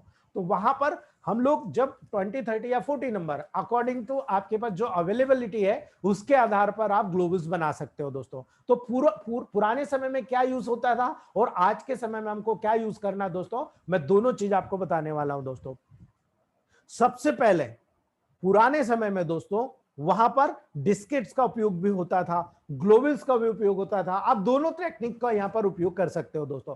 सबसे पहले ग्लोबल्स को 15 ग्राम या 30 ग्राम की बोतल में हम लोग फिल करते हैं, थोड़ा सा उसको खाली रखते हैं दोस्तों, और उसके बाद बोतल की नेक के नीचे थोड़ा सा कम भरें और 15 ग्राम ग्लोबल्स में दोस्तों आपको 40 ड्रॉप डालना है। याद रखिए ये डायरेक्ट टेक्निक है दोस्तों, जिसके माध्यम से हमारे पास जब इमरजेंसी में कोई पेशेंट आता है और हमारे पास एमएमपी ग्लोबल्स नहीं बना होता है दोस्तों, हम लोग यही टेक्निक यूज करते हैं डायरेक्ट। इसमें भी रिजल्ट आते हैं लेकिन एमएमपी से कम आते हैं दोस्तों, खुली बात है। जब जिन लोगों ने एमएमपी ग्लोबल यूज किया है, हमारे ग्रुप में डॉक्टर प्रतिमा मैडम है, डॉक्टर किरण शेट्टी सर है, डॉक्टर KR वर्मा सर है, डॉक्टर देवांगन सर है छत्तीसगढ़ से, डॉक्टर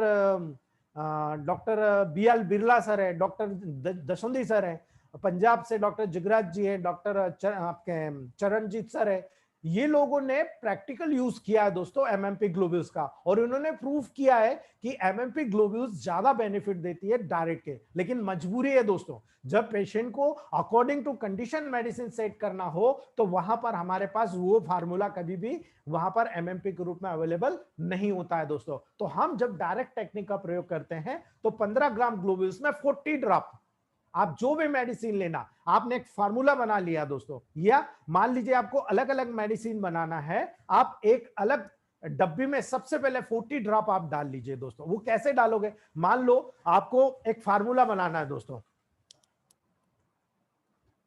A2C5L1 वेन1 वर1 G, ये आपने सेकेंड डाइल्यूशन में ले लिया दोस्तों, ठीक है। A2C5L1 वेन1 वर1 G आपने सेकेंड डाइल्यूशन में ले लिया। अब आपको, अब इसमें काउंटिंग कर लीजिए, 1 2 3 4 5 6, 6 मेडिसिन है दोस्तों। अब 6 मेडिसिन है और यहां पर हमको 40 ड्रॉप डालना है दोस्तों, ठीक है। आप यहां पर आप देखिए कि कौन सी मेडिसिन वहां पर बहुत ही ज्यादा ऑथेंटिक है दोस्तों।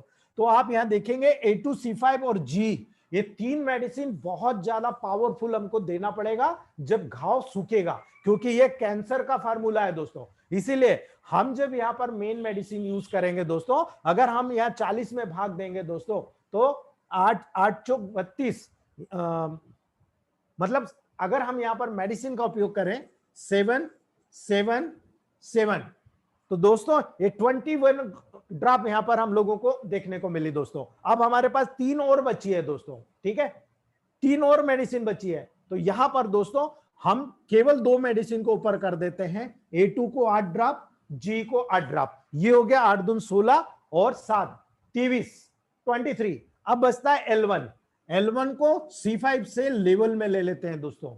ये प्रोटोकॉल इस तरह से बनाते हैं हम कि मेडिसिन का लेवल क्या होना चाहिए। A2C5G का मेन काम होता है वहां पर हीलिंग करवाना, L1 क्या होता है, मिडिल मैन का काम करता है। जितना भी वेस्ट मटेरियल होगा वहां पर A2 के माध्यम से L1 फटाफट उसको बाहर निकालने का काम करेगा। इसलिए C5 के लेवल पर उस टिश्यू डिस्ट्रक्शन को ठीक करने के लिए C5 के लेवल पर L1 का सिलेक्शन हमको करना पड़ेगा दोस्तों। अब यहां पर 8 दूनी 16 और 14 30 हो गई।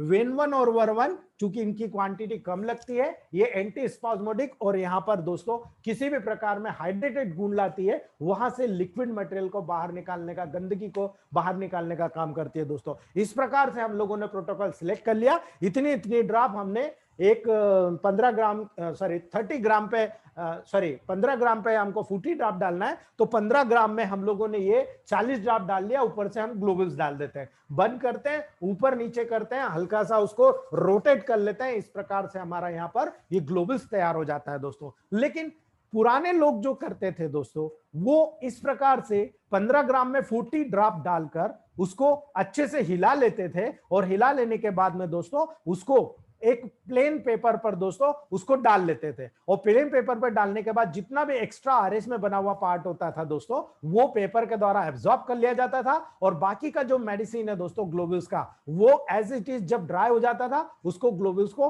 उस डब्बी में भर के तैयार कर लिया जाता था। हाँ भाई, ये आपकी ग्लोबुल्स है, आप लीजिए। आप अकॉर्डिंग टू कंडीशन उसको 5 ग्लोबुल्स, 2 ग्लोबुल्स, 10 ग्लोबुल्स, 20 ग्लोबुल्स, जैसे आपको अकॉर्डिंग टू कंडीशन देना है वहां पर आप उसको दे सकते हैं दोस्तों। इसी प्रकार से दोस्तों जिस मेडिसिन को 30 ग्राम में बनाना है दोस्तों, तो 30 ग्राम में टोटल 90 ड्रॉप का कैलकुलेशन होता है दोस्तों। वहां पर 30 ग्राम में दोस्तों आपको टोटल 90 ड्रॉप डालना पड़ेगा, और 90 ड्रॉप डालकर उसको अच्छे से रोटेट करके मिक्स करना पड़ेगा, या फिर वही पेपर पर डालकर दोस्तों उसमें से जितना एक्स्ट्रा मटेरियल होता है मेडिसिन का, वो वहां पर पेपर के द्वारा एब्जॉर्ब कर लिया जाएगा, और ग्लोबुल्स को वहां पर ड्राई होने पर प्रिजर्व करके आपके डब्बी में डालकर दोस्तों 1 ग्राम बायोकेमिक फाइल्स में डालकर दोस्तों वहां पर आपको पेशेंट को देना पड़ेगा। इसके बाद अगर हम लोग फाइल की केप को बंद करके हल्के हल्के यूनिफॉर्म शॉक करते हैं दोस्तों, ताकि ग्लोबुल्स कंप्लीटली मॉइस्ट हो जाए, कंप्लीट रूप से एक एक ग्लोबुल्स में मॉइस्ट हो जाए दोस्तों।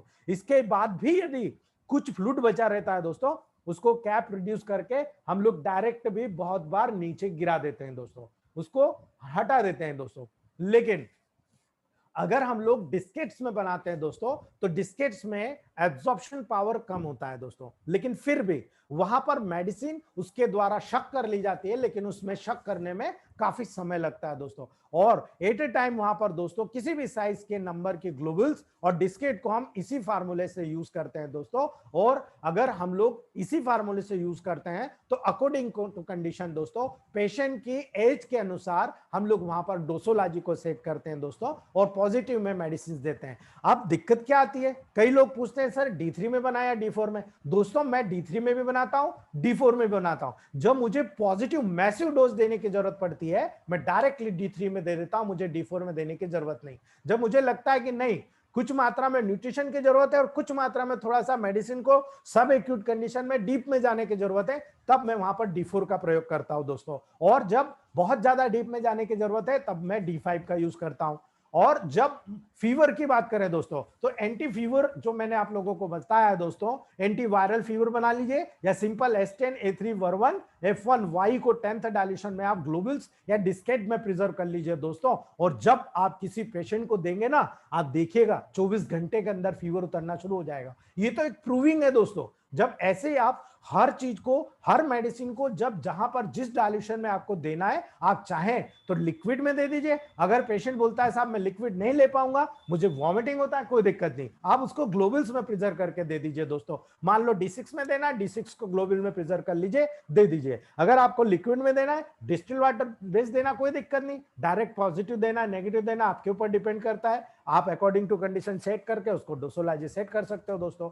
कभी कभी इलेक्ट्रोहोम्योपैथ की मेडिसिन को दोस्तों शुगर ऑफ मिल्क में भी, शुगर ऑफ मिल्क का पाउडर आता है दोस्तों, शुगर ऑफ मिल्क के पाउडर में भी इलेक्ट्रोहोम्योपैथ मेडिसिन को बनाया जाता है, प्रिपेयर किया जाता है दोस्तों। हम लोग क्या करते हैं, जब हम लोगों को 2 या 3 डोज देना होता है दोस्तों, अगर मेडिसिन को एक जैसी ग्लोबुल्स दे देंगे हम पेशेंट को, तो पेशेंट को भी साइकोलॉजिकल लगता है, अरे सारी दवाई तो एक जैसी दे दी इसने। तो हम लोग साइकोलॉजिकल थोड़ा सा चेंज करने के लिए दोस्तों, वहां पर शुगर ऑफ मिल्क का पाउडर लेते हैं, थोड़ा सा पाउडर एक व्हाइट कागज में लेते हैं दोस्तों, और उसमें हमारा जो 200 डाल्यूशन है, 1 डाल्यूशन या 30 डाल्यूशन है, उसकी 5 से 6 ड्रॉप डाल देते हैं, उसको पैक कर देते हैं, पेशेंट को दे देते हैं। ऐसे 3 डोज बना के दे देते हैं कि साहब आप 1-1 घंटे के अंतर पर डायरेक्ट इस पाउडर को मुंह में डाल लीजिएगा। और मुंह में डालने के बाद दोस्तों उसके रिजल्ट हमको जो मिलते हैं, बहुत ही शानदार रिजल्ट हम लोगों को देखने को मिलता है दोस्तों। ये बहुत ही सूटेबल होता है दोस्तों, क्योंकि डायरेक्ट यहां पर सबलिंगुअल, जो सबलिंगुअल ग्लैंड्स होती है, सैलाइवरी ग्लैंड्स दोस्तों, जो डायरेक्ट यहां पर सबलिंगुअल ग्लैंड, जहां पर लार का वहां पर तुरंत एब्जॉर्प्शन होता है दोस्तों। और वो पाउडर शुगर ऑफ मिल्क जिसमें हमने मेडिसिन मिलाई है, वो पाउडर तुरंत वहां पर एब्जॉर्ब होता है, एनर्जी के रूप में एब्जॉर्ब होता है, और वो एनर्जी वहां पर डायरेक्ट ब्रेन के लेवल पर तुरंत काम करती है दोस्तों। इसीलिए इमीडिएट रिजल्ट देने के लिए हम लोग जनरल डिसीज से लोकल डिसीज में लाने के लिए वहां पर 200 या 1000 डायल्यूशन को शुगर ऑफ मिल्क के इस रूप में हम लोग वहां पर यूज करते हैं दोस्तों। लेकिन ये मेथड ज्यादा पॉपुलर नहीं हो पाई, क्योंकि इसके बारे में किसी ने जानना नहीं चाहा। न सीनियर डॉक्टरों ने कभी बताने की कोशिश की कि शुगर ऑफ मिल्क में जब हम हाई पोटेंसी के मेडिसिन देते हैं तो एक अलग कैरेक्टर डेवलप होता है। पेशेंट को भी लगता है अरे यार इसने तो बिल्कुल एकदम फीका फीका कोई पाउडर दिया है, शुगर ऑफ मिल्क का बिल्कुल फीका होता है दोस्तों, मीठापन बिल्कुल नहीं होता है उसमें, गाय का दूध जो होता है उसका बना हुआ पाउडर होता है दोस्तों। और वो वहां पर इक्वली इफेक्टिव होता है दोस्तों। जितना वर्क डायल्यूशन को आप ग्लोबल्स के रूप में देते हो, उतना ही इक्वली इफेक्ट आता है। और सबसे बड़ी चीज होती है, पेशेंट के लिए एक नया अनुभव होता है। और जब किसी चीज का नया अनुभव होता है ना दोस्तों, तो वो एक पॉजिटिव अप्रोच डेवलप करता है बॉडी में, एकदम पॉजिटिव अप्रोच आती है। और जब पॉजिटिव अप्रोच आपको उसी लेवल पर मिल गई, तो दोस्तों सोचो कि आपका रिजल्ट कितना ऑथेंटिक होगा। तो इसीलिए यहां पर ग्लोबल्स के साथ साथ शुगर ऑफ मिल्क का भी यहां पर प्रैक्टिकल यूज किया जाता है दोस्तों। ये सिंपल तरीका है दोस्तों, जो हम लोग आज तक करते आ रहे थे दोस्तों। अब जब हम इसके बारे में, ग्लोबल्स के बारे में हमने जाना दोस्तों, तो हमें एमएमपी ग्लोबल्स बनाना भी आना चाहिए दोस्तों। हमारे ग्रुप के तमाम डॉक्टर्स एमएमपी ग्लोबल्स के लेवल पर प्रैक्टिस करना चाहिए दोस्तों। मैटी जी ने कभी नहीं कहा कि आरएस में मेडिसिन बनाइए, मैटी जी ने कभी नहीं कहा डिस्टिल वाटर में मेडिसिन बनाइए। मैटी जी जो काम करते थे, उनका काम था ग्लोबुल्स को, 2 ग्लोबुल्स को 1 गिलास पानी में डिसॉल्व कर देते थे और पेशेंट को दे देते थे। दोस्तों वो क्या था, मैटी थेरेपी क्या थी, मैं आपको वो भी बता रहा हूं दोस्तों। सबसे पहले बात करते हैं दोस्तों एमएमपी ग्लोबुल्स बनाना।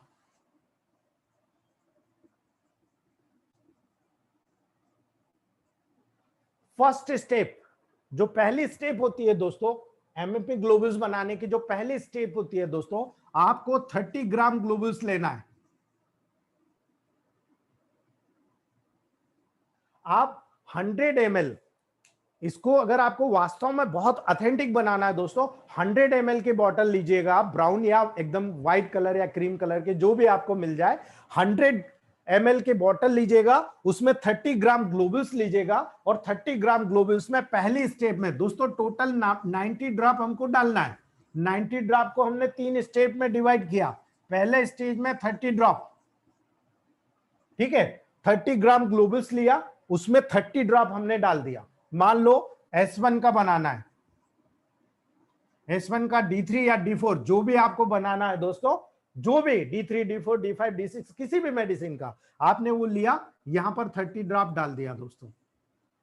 कार्क लगाया, उसको ऊपर नीचे करना, स्ट्रोक नहीं मारना, झटके नहीं देना, रोटेट नहीं करना। विशेष तौर से ध्यान रखिएगा इस चीज को, किसी भी तरह का कोई स्ट्रोक नहीं मारना, न रोटेट करना है, न झटका देना है दोस्तों। कंप्लीटली 30 ग्राम ग्लोबुल्स को 100 ml की सीसी में डालिए, उसमें 30 ड्रॉप जो भी मेडिसिन का डालना है वो डालिए, 1 या 2 बार ऊपर नीचे कीजिए, उसको रख दीजिए दोस्तों। अभी आपको कुछ भी नहीं करना, ठीक है। ये फर्स्ट स्टेप कंप्लीट हो गई दोस्तों। आफ्टर 3 days,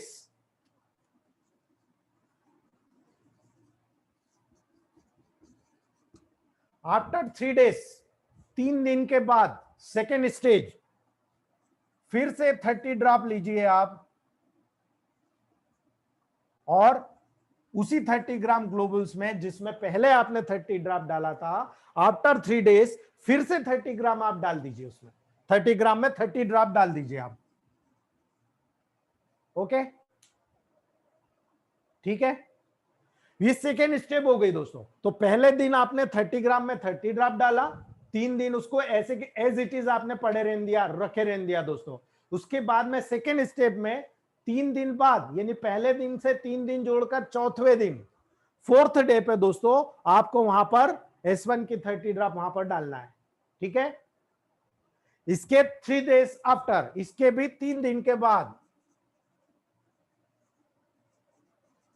ये सेकेंड और ये थर्ड स्टेज, 3 दिन के बाद अर्थात 8वें दिन, वहां पर दोस्तों फिर से आपको 30 ग्राम जो ग्लोबुल्स जिसमें आपने 2 बार 30 ड्रॉप डाला है, उसमें आप 30 ड्रॉप फिर डाल दीजिए, ठीक है। यहां पर आपका कंप्लीट हो गया 8 डे पर, और 9th डे मतलब 1 डे रखने के बाद में आप इसको कंप्लीटली दोस्तों उसको उपयोग कर सकते हो। आपका एमएमपी ग्लोबुल्स तैयार। मैटी जी का जो मैटी ग्लोबुल्स थेरेपी है दोस्तों, वो यहां पर तैयार हो गया। इसको एमएमपी ग्लोबुल्स बनाना कहते हैं दोस्तों। बहुत सिंपल है, कुछ नहीं, बस ये है 9 डेज में आपका तैयार होगा। आप लोगों को मेरा एक सजेशन है कि जो 38 मेडिसिन का आप प्रोटोकॉल यूज करते हैं दोस्तों, आप 30 ग्राम सभी का एमएमपी ग्लोबुल्स बनाइएगा। आप चाहे D3 से बनाइए, चाहे D4 से बनाइए दोस्तों। और जब भी आपके पास कोई पेशेंट आता है और आपको पता लगता है कि लीवर की प्रॉब्लम है, आप कुछ मत करिए, एक आध पेशेंट पे आप केवल S5 का उपयोग करके देखिएगा एमएमपी ग्लोबुल्स के लेवल पर, ठीक है। अगर आपको लगता है एक्ने हो रहा है, चेहरे पर एक्ने हो रहा है दोस्तों, केवल S5 का उपयोग करके देखिएगा आप, ठीक है। आपको लगता है इसका बहुत ज्यादा माइग्रेन का कंडीशन हो रहा है, ठीक है, कोई दिक्कत नहीं, वहां पर आप केवल वर्वन का उपयोग करके देखिएगा, या F1 का उपयोग करके देखिएगा, या Y का उपयोग करके देखिएगा, सिंगल मेडिसिन का दोस्तों। 2 ग्लोबुल्स को 1 गिलास पानी में, मैं बता रहा हूं आगे आपको, अगर इस टाइप से आप प्रैक्टिस करेंगे ना दोस्तों, अब आप सोचिए 2 ग्लोबुल्स की कीमत कितनी लोगे आप। एक दिन में केवल 2 ग्लोबुल्स का उपयोग करना है दोस्तों, और 30 डेज के लिए भी अगर आप मेडिसिन देते हो, ओनली 60 ग्लोबुल्स, आधा ड्राम, हाफ ड्राम आपको ग्लोबुल्स देना है, आपका काम हो गया। आप कितना चार्ज करना चाहते हो दोस्तों, मैं 500 रुपीज तक चार्ज करता हूं अकॉर्डिंग टू कंडीशन। अगर पैरालाइज कंडीशन आता है मैं 500 रुपीज चार्ज करता हूं। सिंपल कंडीशन आता है, जैसे अभी एक डॉक्टर ने मुझे बताया था S1 A1 C1 F1 RE का, उन्होंने बहुत बढ़िया रिजल्ट लिया कोल्ड के कोराइजा के लेवल पर। मैं एलर्जिक कोराइजा का लेवल पर उसका ग्लोबुल्स बनाता हूं दोस्तों, एमएमपी ग्लोबुल्स बनाता हूं और पेशेंट को देता हूं और उसको बोलता हूं कुछ मत करना, ये हाफ ग्राम ग्लोबुल्स ले जा, 100 रुपए दे जा। एक सर्दी के लिए आपने 100 रुपए ले लिए 60 ग्लोबुल्स के, मेरे लिए सफिशिएंट है दोस्तों, क्योंकि मुझे मालूम है उसका मैजिक। पेशेंट को बोलता हूं 2 ग्लोबुल्स को 1 गिलास पानी में डिजोल्व कर लेना और हर घंटे पर 1-1 चम्मच पी लेना। 2 दिन बाद आके बोलता है अरे सर आपने ऐसा क्या दिया, मेरे घर में 2 लोग और सर्दी से पीड़ित थे, उनको ये नहीं लेना था, उन्होंने एलोपैथ लिया, उसका रिजल्ट उनको 5 डेज में मिला और मुझे तो 2 दिन में 2 डोज में ही फर्क पड़ गया, बाकी का क्या करूं। भाई आप ले लो, 5 से 7 दिन ले लो, रिटर्न नहीं होगा। ये प्रोटोकॉल होना चाहिए दोस्तों, तब आप पे जो सामने वाला पेशेंट होता है वो आप पे बिलीव करेगा दोस्तों।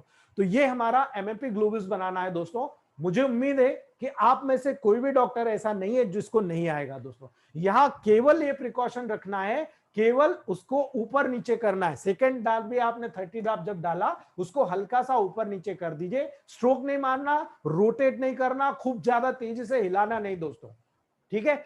जब आप एमएमपी ग्लोबुल्स बना लोगे, उस एमएमपी ग्लोबुल्स को डायरेक्ट ताजी बनाकर एक ग्लोबुल से आप कंपैरिजन करना दोस्तों आप, ठीक है।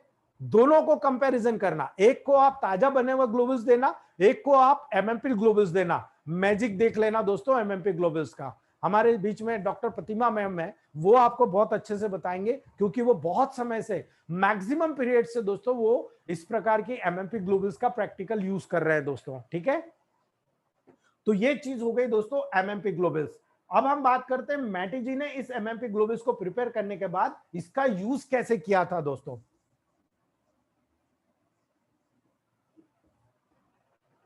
इसको बोलते हैं दोस्तों मैटीज ग्लास थेरेपी। मैटी जी की ग्लास थेरेपी बहुत सिंपल है दोस्तों, आपको टेंशन लेने की जरूरत नहीं है, बहुत इजीली। बस आपको जैसे आप D4 D5 D6 से समझते हो दोस्तों, ये हमारे जैसे जो फॉलोअर्स थे मैटी जी के, जैसे एनएल सिन्हा सर, उन्होंने इस चीज को प्रतिपादित किया था दोस्तों।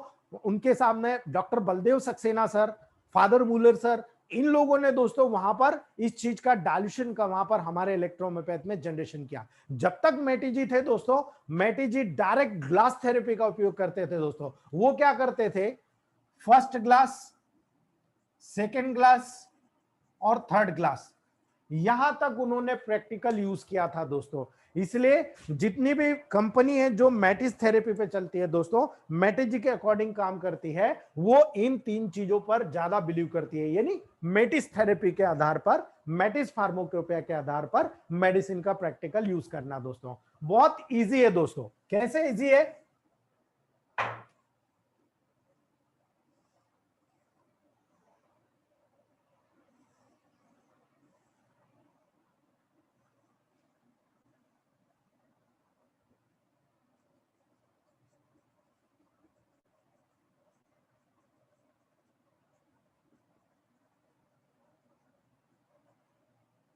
ठीक है दोस्तों।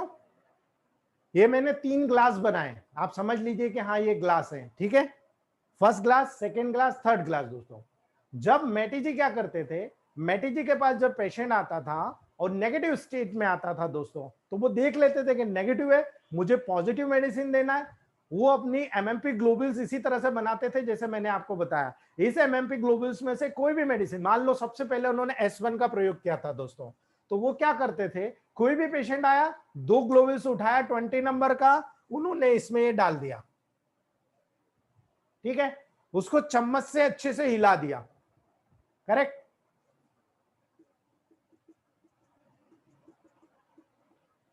उन्होंने अच्छे से हिला दिया दोस्तों, और जब अच्छे से हिलाया वो डिसॉल्व हो गई, ठीक है। ये तैयार हो गया फर्स्ट ग्लास, S1 का फर्स्ट ग्लास। इसको हम बोलते हैं ग्लास थेरेपी।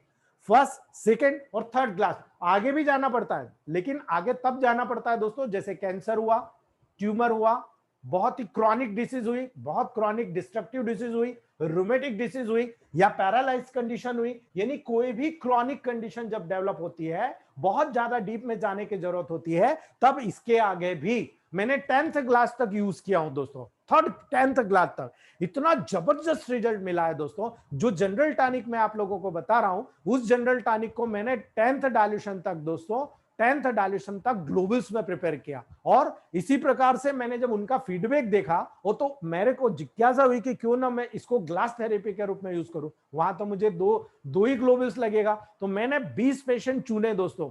हर 2 पेशेंट को अलग अलग, एक को नेगेटिव था, एक को पॉजिटिव डिसीज था, और वहां पर मैंने यूज किया दोस्तों। एक को मैंने फर्स्ट क्लास से 10th क्लास तक लेके गया, और एक को 10th क्लास से फर्स्ट क्लास तक लेके गया दोस्तों। दोनों को इक्वल रिजल्ट देखने को मिला, और इक्वल रिजल्ट इसमें इस पर देखने को मिला कि एक को नेगेटिव डिसीज थी, एक को पॉजिटिव डिसीज थी। जिसको नेगेटिव डिसीज थी दोस्तों, उसको मैंने फर्स्ट क्लास से शुरू करा 10th क्लास तक दोस्तों। जिसको पॉजिटिव डिसीज थी, नेगेटिव मेडिसिन की जरूरत थी, 10th क्लास शुरू किया, फिर उसके बाद 9th क्लास शुरू किया, फिर 8th क्लास शुरू किया, फिर 7th क्लास शुरू किया। इस प्रकार से रिड्यूस किया दोस्तों। तो सबसे पहले जब भी मैटी जी ने पेशेंट कोई भी उनके पास आता था, वो क्या करते थे, डायरेक्ट फर्स्ट ग्लास में 2 गोली को डिजोल्व कर लेते थे और पेशेंट को दे देते थे वो ग्लास पूरा लिक्विड भर के, कि आप एक काम करिए, इसको एक एक चम्मच आप कंटिन्यू हर घंटे पे लेना शुरू करिए। कल बताइए मुझे, पेशेंट दूसरे दिन आता था, बोलता हाँ साहब मुझे बहुत रिलीफ है, आप और दे दीजिए। फिर वो इसी तरह से क्या करते थे, कुछ दिनों तक उन्होंने फर्स्ट ग्लास का उपयोग किया, और फर्स्ट ग्लास में ही बहुत हद तक पेशेंट ठीक हुआ। कुछ पेशेंट को फर्स्ट ग्लास में देने के बाद में उनको कुछ पेशेंट में रिजल्ट अल्टीमेट मिले, फर्स्ट ग्लास में कवर हो गए। लेकिन कुछ पेशेंट काफी पुराने थे, और पुराने की कंडीशन में उनको फर्स्ट ग्लास से रिजल्ट आया लेकिन रुक गया। फिर उन्होंने कहा यार रिजल्ट रुक गया, अब मैं क्या करूं। उन्होंने क्या करा, ये जो 180 ml का जो गिलास होता है दोस्तों, इसमें पानी कितना लेते हैं, 180 ml। इस 180 ml में से उन्होंने 5 ml यानी 1 चम्मच निकाला, 5 ml यानी 1 चम्मच निकाला इस फर्स्ट ग्लास में से, और दूसरे ग्लास 180 ml जो पानी था दूसरे ग्लास में, उस 180 ml में ये दूसरे चम्मच का 5 ml डाल दिया। मतलब यहां से 5 ml निकाला और इस दूसरे ग्लास में डाल दिया, उसको डिजोल्व कर लिया। हमने दूसरे ग्लास में ग्लोबल्स नहीं डाला दोस्तों, ग्लोबल्स हमने केवल फर्स्ट ग्लास में डाला, ठीक है। उस फर्स्ट ग्लास से 5 ml निकाला, 180 ml जो दूसरे ग्लास में था उसमें हमने 5 ml डाल दिया, उसको डिजोल्व किया, और डिजोल्व करने के बाद में उसको हमने फ्रीक्वेंटली पीने को कहा, हर घंटे पर 1-1 चम्मच, अकॉर्डिंग टू कंडीशन। अगर सीरियस कंडीशन होती है, हर आधे घंटे में आप पिला सकते हो, हर 10 मिनट में पिला सकते हो, हर 5 मिनट में आप पिला सकते हो दोस्तों। ये अकॉर्डिंग टू कंडीशन हम लोगों को सिलेक्ट करना पड़ता है। और मैक्सिमम पेशेंट में मैटी जी ने देखा कि जो ग्लास का फर्स्ट ग्लास में रिजल्ट रुक गया था, वो सेकंड ग्लास में जबरदस्त रिजल्ट मिलने लगा। मैक्सिमम 70 to 80% पेशेंट उनके सेकंड ग्लास में ठीक होने लग गए। मतलब केवल 2 गोली का कमाल ये उन्होंने सेकंड ग्लास में भी लेना शुरू कर दिया दोस्तों। और इस प्रकार से उन्होंने यहां पर सेकंड ग्लास थेरेपी का शुरुआत किया दोस्तों। धीरे धीरे उन्होंने बहुत सारे पेशेंट को इसी तरह से सेकंड ग्लास से कवर किया दोस्तों। धीरे धीरे उनको बहुत सारे कॉम्प्लिकेटेड क्रॉनिक केसेस भी उनके पास, उनकी मतलब छवि को देखकर, उनके रिजल्ट को देखकर उनके पास आने लग गए। वहां पर उन्होंने फर्स्ट दिया, रिजल्ट कम आया, सेकंड दिया, उसमें भी रिजल्ट आया पर उतना नहीं आया जितना आना चाहिए। उन्होंने फिर सेकंड ग्लास से 5 ml निकाला दोस्तों, और उसको थर्ड ग्लास में डाल दिया। 5 ml सेकंड ग्लास से निकाला और उसको थर्ड ग्लास में डाल दिया, और उसको डिजोल्व करके पेशेंट को देना चालू किया दोस्तों। ये हो गया नेगेटिव डाइल्यूशन। और यहां से उन्होंने थ्योरी डाली दोस्तों कि जब कोई भी पॉजिटिव केस आता है उसमें नेगेटिव मेडिसिन अमेजिंग रिजल्ट देती है। उन्होंने जब थर्ड क्लास देना शुरू किया तो उनके जो केसेस रुके हुए थे, जो कवर नहीं हो पा रहे थे दोस्तों, यानी फर्स्ट और सेकंड क्लास से भी रिजल्ट आया लेकिन कंप्लीटली क्योर नहीं हुए, जैसे ही थर्ड क्लास दिया उन्होंने कंप्लीटली क्योर होने लग गए दोस्तों। और इस प्रकार से उन्होंने अपना फार्मूला जनरेट किया दोस्तों कि फर्स्ट क्लास, सेकंड क्लास और थर्ड क्लास की थेरेपी बनाई, और इसी के लेवल पर वो अपने सालों तक उन्होंने प्रैक्टिस की दोस्तों। और सालों तक प्रैक्टिस करने के बाद में उन्होंने रिजल्ट बनाया कि फर्स्ट, सेकंड और थर्ड क्लास थेरेपी जो होती है ये मेटी थेरेपी के नाम से जानी जाती है दोस्तों। इसीलिए उन्होंने अपने जीवन काल में third, first second third glass तक उपयोग किया, और फिर आखिरी समय में इन्होंने दोस्तों इसको आगे जितने भी क्रॉनिक कैंसर से रिलेटेड, पैरालिसिस से रिलेटेड, या जितने भी डिफरेंट डिफरेंट डिसीजेज होती है जो कवर नहीं होती है थर्ड ग्लास तक दोस्तों, उस केसेस में उन्होंने आगे के ग्लास में भी प्रयोग करना शुरू किया दोस्तों। और इस प्रकार से ये मैटी थेरेपी के रूप में वहां पर लागू हुआ दोस्तों। लेकिन जब इलेक्ट्रोहोम्योपैथ की बात आती है दोस्तों, तो इस चीज को अंधकार में रख दिया गया। जितने भी डॉक्टर्स थे, उन डॉक्टर्स ने अपने प्रोटोकॉल्स को यहां पर दूसरे प्रोटोकॉल्स को आगे बढ़ाना शुरू किया, और मैटिव थेरेपी को दोस्तों उन्होंने अंधकार में डाल दिया। इसीलिए मैटी थेरेपी जो होती है दोस्तों, धीरे धीरे धीरे एक लिटरेचर में 1 या 2 पेज में सीमित रह गई है दोस्तों। लेकिन हम जैसे अनुयायी, जो उनके फॉलोअर्स हैं दोस्तों, वो प्रैक्टिकली इसको यूज कर रहे हैं, और प्रैक्टिकली इसके ब्रिलियंट रिजल्ट हम लोग यहाँ पर टिपिकली ले रहे हैं दोस्तों। और यही कारण है दोस्तों कि ये रिजल्ट हम लोगों को फीडबैक के रूप में हमारे सामने आ रहे हैं, और हमारे जितने फॉलोअर्स हैं दोस्तों, वो बेसिकली यहां पर फर्स्ट सेकंड और थर्ड क्लास के रूप में इसको यूज करते आ रहे हैं। और इसी को देख करके दोस्तों, इसी फॉलोअर कंडीशन को देख करके सबसे पहले एनएल सिन्हा सर ने 147 + 2 ml बराबर 149 का रेशियो बनाया था दोस्तों। और उसके बाद में बहुत सारे फॉलोअर्स ने, बलदेव सक्सेना सर है, एनएल सिन्हा सर है, और जितने भी सीनियर डॉक्टर्स हैं दोस्तों, उन लोगों ने 19 का रेशियो वहां पर संपादित किया था दोस्तों। और 19 का रेशियो डेसिमल स्केल को इलेक्ट्रोहोम्योपैथ में अपनाया गया दोस्तों। ये दोनों फार्मूले इलेक्ट्रोहोम्योपैथ में रिकॉग्नाइज्ड फार्मूले हैं दोस्तों। जब हम जिस कंपनी के मेडिसिन का उपयोग करते हैं, उस कंपनी के मेडिकेशन का उपयोग करने के कारण उनके प्रोटोकॉल्स को हमको फॉलो करना पड़ता है। जैसे कोई कंपनी 19 रेशियो से फॉलो करती है, जैसे बहुत सारी company distil water based medicine बना के दे रही है दोस्तों, वो बोलती है कि मैटी जी ने डिस्टिल वाटर बेस्ड, कहीं पर भी नहीं लिखा है कि डिस्टिल वाटर बेस्ड मेडिसिन थी, कहीं पर भी नहीं लिखा है कि आरएस बेस्ड मेडिसिन दोस्तों। लेकिन उनका कहना है कि डिस्टिल वाटर बेस्ड मेडिसिन का उपयोग करना है इलेक्ट्रोहोम्योपैथ में, तो वो डिस्टिल वाटर बेस्ड मेडिसिन बनाते हैं, और वो 19 के रेशियो को फॉलो करते हैं दोस्तों। उन्होंने अपने अलग अलग फार्मूले, अलग अलग कंपनी ने अपने रेशियो बना दिए और उसको जनरेट कर दिए मार्केट में, अपने पेटेंट भी बेचना और अपने डाल्यूशन भी चलाना। और हमने जो मेडिसिन बनाई उसका इस तरह से आप प्रैक्टिकल यूज करो, उसको उन्होंने आगे बढ़ाया। इसलिए 19 का फार्मूला कुछ कंपनी ने लिया, कुछ कंपनी ने 147 का फार्मूला लिया दोस्तों। इसलिए आप कंफ्यूज मत होइए, ये कंपनी का जनरेटेड फार्मूला है। मेन फार्मूला तो मैटी फार्माकोपिया का फर्स्ट सेकंड और थर्ड क्लास है, ये मेन फार्मूला है दोस्तों। लेकिन इसकी पकड़, इस पर रिसर्च अभी चल रहा है, क्योंकि इसके बारे में बहुत ज्यादा यूज नहीं किया गया था। और हमारे जैसे जितने फॉलोअर्स हैं जो इनका प्रैक्टिकल यूज कर रहे हैं दोस्तों, वो बहुत ही अमेजिंग रिजल्ट ले रहे हैं। अपने ग्रुप में काफी लोग हैं, देवांगन सर अभी एमएमपी ग्लोबस का उपयोग कर रहे हैं। मैं उनसे भी कहूंगा कि लेक्चर के बाद में वो अपना अनुभव शेयर करें। प्रतिमा मैडम को भी कहूंगा कि प्लीज वो अपना शेयर करें। तो वर्मा सर से भी कहूंगा कि वो भी अपना यहाँ पर फीडबैक शेयर करें। तो यहाँ पर ये जो फार्मूला होता है, अभी उन्होंने क्या करा, एनएल सिन्हा सर ने फिर 147 का रेशियो फॉलो किया। तो वो उन्होंने देखा कि 147 के रेशियो से जब वो मेडिसिन को बनाते थे, तो वहां पर उन्होंने देखा कि ज्यादा समय तक अगर किसी मेडिसिन को प्रिजर्व करना है, तो उस कंडीशन में हम distil water based medicine preserve नहीं करते दोस्तों। बहुत सारी कंपनियां जो डिस्टिल वाटर बेस्ड अपने पेटेंट बना रही है दोस्तों, उनको एक्सपायरी रहती है उनके 18 महीने या 3 साल, और देखा जाए तो 6 महीने के बाद ही उनमें फंगस आना शुरू हो जाती है। बहुत सारी कंपनियां हैं, लेकिन किसी का नाम नहीं मैं बताना चाहूंगा। तो ऐसी कंडीशन में एनएल साहब ने जो फार्मूला बनाया, उन्होंने 47 ml डिस्टिल वाटर लिया और इसमें 2 ml आरएस का प्रयोग किया दोस्तों, और 1 ml मेडिसिन का प्रयोग किया। पर अब यहां से शुरू होता है दोस्तों पोटेंटाइजेशन करना। दोस्तों जब हम एल्कोहल यानी आरएस की बात करते हैं, तो आरएस कभी भी डायरेक्ट डिस्टिल वाटर में डालने पर वो प्रिजर्व नहीं होता दोस्तों, वो मिक्स नहीं होता। उसके लिए आपको स्ट्रोक देना ही पड़ेगा। जब आप स्ट्रोक मारेंगे तब उसकी एनर्जी आगे जनरेट होती है दोस्तों। एल्कोहल एक मतलब व्हीकल है, आरएस एक व्हीकल है, और व्हीकल के रूप में ये मेडिसिन को पोटेंटाइज करता है, जिससे हम किसी भी मेडिसिन को दोस्तों, अगर आपने 2 ml आरएस 147 के रेशियो में मिला दिया, आप मान के चलिए वो मेडिसिन, मैं गारंटी लेता हूं 1 ईयर टू 1.5 ईयर, 1.5 साल तक कंप्लीटली खराब नहीं होगी दोस्तों। ये मैंने अपने यहाँ बहुत सारे पोटेंट बना के रखे हैं मेरे खुद के, और जिनको मैं प्रैक्टिकली यूज करते आ रहा हूं दोस्तों। कई मेडिसिन 2-2 साल हो गए, लेकिन 2-2 साल के बाद भी आज भी वैसी की वैसी मेडिसिन है दोस्तों। न उनमें से डिस्टिल वाटर में स्मेल आती है, न उसका कोई वेरिएंट चेंज होता है कि टेस्ट चेंज होता है। इक्वल टेस्ट होता है जैसे उस समय बनाया था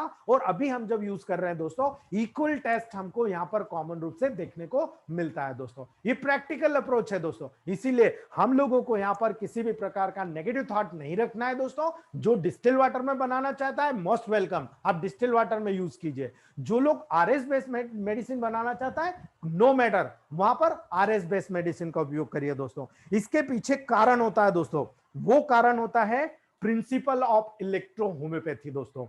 यहां पर नेक्स्ट टॉपिक, इतना मुझे उम्मीद है कि मेरी ये मेहनत आप लोगों के लिए सफल होगी दोस्तों, और आप लोगों को ये नॉलेज यहां पर मिल चुका होगा दोस्तों।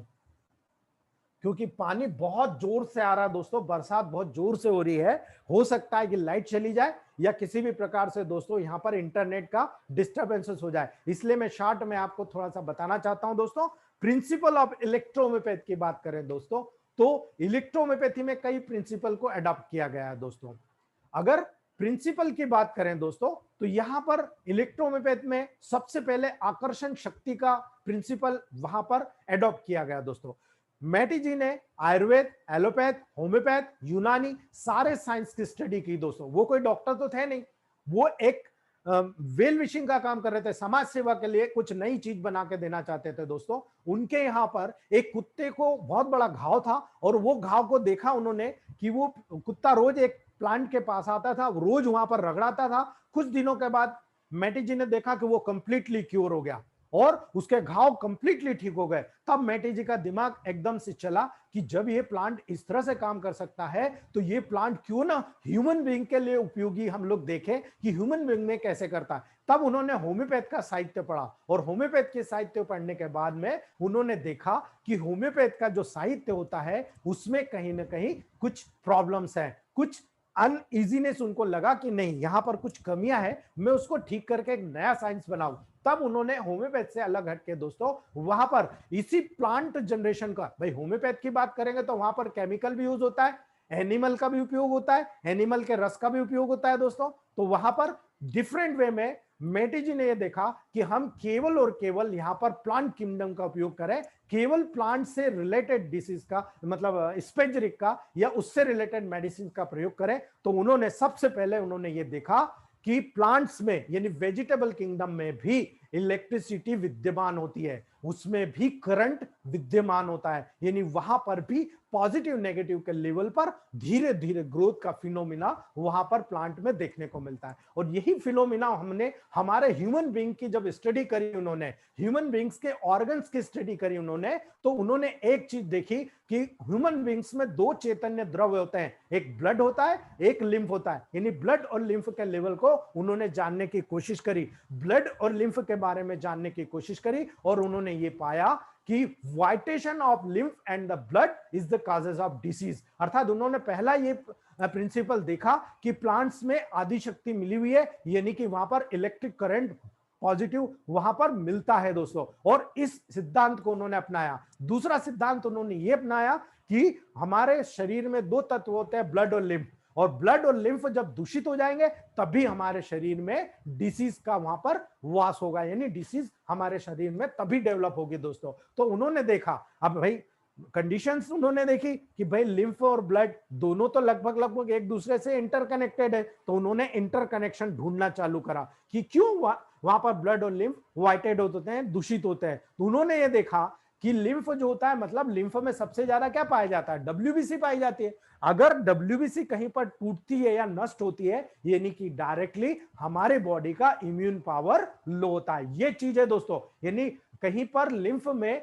वीकनेस आती है, तो उन्होंने ये देखा कि बॉडी में जब इम्यूनिटी पावर होती है तो 10 में से 9 डिसीज जो होती है वो लिम्फ के दूषित होने के कारण होती है। एक डिसीज उन्होंने देखा कि वो ब्लड में दूषित होने के कारण होती है। तो उन्होंने देखा कि भाई डब्ल्यूबीसी जब वहां पर किसी न किसी कारण से अगर वीक होती है, हमारी बॉडी का इम्यूनिटी पावर वीक होता है दोस्तों, डेफिनेटली मान के चलिए वहां पर हमारे शरीर का जो इम्यूनिटी पावर लो होगा, तभी हमारी डिसीज डेवलप होगी। तो उन्होंने ये थिंकिंग किया, धीरे धीरे सोचना चालू किया दोस्तों कि लॉ ऑफ नेचर के अनुसार, यानी होम्योपैथी की प्रकृति के अनुसार उन्होंने लॉ ऑफ नेचर के अनुसार सिमिलरिटी का सिद्धांत जो वहां पर होम्योपैथ के जनक डॉक्टर हैनीमन साहब ने स्वीकार किया दोस्तों, यानी सिमिलर सिम्टम को कलेक्ट करके सिमिलर मेडिसिन को वहां पर पेशेंट को देना और उस डिसीज को कवर करने के लिए जो हैनीमैन साहब ने अपना प्रिंसिपल बनाया, सिमिला सिमिलिबस क्यूरेंटर, यानी समानता को ही समानता के द्वारा ठीक किया जा सकता है दोस्तों। उन्होंने इस चीज की स्टडी करी और इसके बाद में उन्होंने देखा कि यह सिद्धांत में कमियां हैं। क्यों? क्योंकि कोई भी एक सिम्टम के आधार पर आप किसी भी डिसीज को वहां पर डायग्नोस नहीं कर सकते। क्यों? क्योंकि वर्तमान में जितनी भी डिसीजेस आ रही है वो मल्टीपल डिसीज के रूप में आ रही है, यानी एक डिसीज डेवलप हुई, वो डिसीज धीरे धीरे दूसरे ऑर्गन, टिश्यू या सिस्टम में फैलकर लोकल से जनरल हो जाती है और जनरल हो जाने के बाद में मल्टीपल सिम्टम्स के रूप में, मल्टीपल कॉम्प्लेक्स सिम्टम के रूप में, मल्टीपल डिसऑर्डर के रूप में हमारे सामने आती है दोस्तों। तो जब उन्होंने ये थ्योरी को देखा दोस्तों, तो इस थ्योरी को बिलोंग करके उन्होंने अडॉप्ट किया कॉम्प्लेक्सिस क्यूरेंटर, यानी कॉम्प्लेक्स सिम्टम को कॉम्प्लेक्स बनी हुई मेडिसिन के माध्यम से कॉम्प्लेक्स डिसीज को क्योर किया जा सकता है दोस्तों। यानी कॉम्प्लेक्स सिम्टम की कॉम्प्लेक्स डिसीज को कॉम्प्लेक्स मेडिसिन के द्वारा ही ठीक किया जा सकता है। इसीलिए जब होम्योपैथ में सिंगल मेडिसिन की थ्योरी दी गई तो उन्होंने यहां पर कई प्लांट्स को रेशियो के हिसाब से सेट किया दोस्तों, और उन रेशियो में कम ज्यादा करके उन्होंने एक बेसिकल फाइनल रेशियो बनाया दोस्तों। और स्टार्टिंग में उन्होंने 90 मेडिसिन के लगभग बनाई थी, धीरे धीरे उन्होंने मेडिसिन को रिड्यूस करते चले गए दोस्तों, और अंत में उन्होंने 38 मेडिसिन बनाई दोस्तों। और अगर वो कुछ समय और जिंदा रह जाते हैं दोस्तों, तो उनका जो प्रैक्टिकल वर्क चल रहा था, जो उनकी थ्योरीज है उनके बुक में देखने को मिलती है, उनके अकॉर्डिंग वो 9 रेमेडीज के लेवल पर आने वाले थे दोस्तों। ओनली 9 रेमेडीज अगर हमको मिल जाती तो इलेक्ट्रो होम्योपैथी एक चमत्कार के रूप में हमारे सामने आता दोस्तों। केवल 9 मेडिसिन के माध्यम से ऑलमोस्ट हम लोग पूरी बॉडी को रिकवर कर पाते। तो ये था छोटा सा मेरा आज डेमो दोस्तों प्रिंसिपल का। कल इसके बारे में हम बहुत डिटेल पढ़ेंगे दोस्तों। इन लॉ को हम पॉजिटिव नेगेटिव के अंतर्गत जो लॉ लिया उन्होंने कि बॉडी में 2 गुण पाया जाता है, एक हाइपर और एक हाइपो एक्टिविटी का, यानी पॉजिटिव और नेगेटिव डिसीज क्या होती है, और उसका हमारे इन प्रिंसिपल के लेवल पर चौथे प्रिंसिपल के रूप में हम लोग कैसे शामिल करते हैं कि हमारा पॉजिटिव डिसीज हो नेगेटिव मेडिसिन दीजिए, नेगेटिव डिसीज हो पॉजिटिव मेडिसिन दीजिए दोस्तों। तो वो टॉपिक हम लोग कल देखेंगे। से रिलेटेड, आज के टॉपिक से रिलेटेड किसी को क्वेश्चन हो तो पूछ सकते हो दोस्तों। नमस्कार सर। नमस्ते सर। जी पूछिए सर। सर अगर D5 में ग्लोबल्स बनाना है जी, सो D4 की दवा हमारे पास जैसे S1 A1 A3 जो भी है 5 मेडिसिन का डिस्टिल वाटर में है D4 जी। D4 को फिर RS में D5 बना लेके वो यूज कर सकते हैं ग्लोबल्स बनाने? बिल्कुल नहीं कर सकते सर, आपको प्योरली आरएस में बनी हुई मेडिसिन ही होना, ठीक है। अच्छा। थोड़ा भी शुगर अगर डिस्टिल वाटर का कंटेंट उसमें रह गया तो जब उस मेडिसिन को आप ऐसे कैसे रख दोगे तो नीचे की जितनी भी ग्लोबल्स है वो सब डिसॉल्व हो जाएगी, ठीक है। अच्छा। आपको वो मेडिसिन आरएस बेस ही होना चाहिए, यानी D3 भी आरएस, D4 भी बनाओ तो भी आरएस, D5 भी बनाओ तो भी आरएस। जो भी मेडिसिन को ग्लोबल्स में प्रिजर्व करना है सारे वो आरएस बेस ही होना चाहिए जी। हेलो नमस्कार सर। हेलो नमस्कार सर। नमस्ते सर, मैं ये जानना चाह रहा हूँ जी। हेलो, मैं ये जानना चाह रहा हूँ सर कि ये ग्लोबल्स को कैसे सेट करेंगे 30 ग्राम 15 ग्राम बोतल में? सर इसका नाप आता है ना 15 ग्राम, मतलब हाफ ऑन्स बायोकेमिक फाइल आती है, 1 ऑन्स जिसको इसका 1 ग्राम बायोकेमिक फाइल आती है। ये सारी चीज मैं आपको कल ऑडियो बना के डाल दूंगा, वीडियो बना दूंगा, आपको डाल करना है, ठीक है सर। कोई एपरेटस नापने का? नमस्कार सर जी। सर ये जो ग्लास थेरेपी है ना ये वाली जी। हेलो सर, तो इसमें जैसे S1 की हमने ग्लोबल बनाई है D3 से जी। तो सर वो D3 से जो हम आगे करेंगे उसको 10th ग्लास तक हम ले जा सकते हैं जी। तो ये 5 ml ही रहेगी हमेशा, जो हमने ट्रांसफर करना है 5 ml रहेगा? सर वो 1:9 के रेशियो में यूज होगा।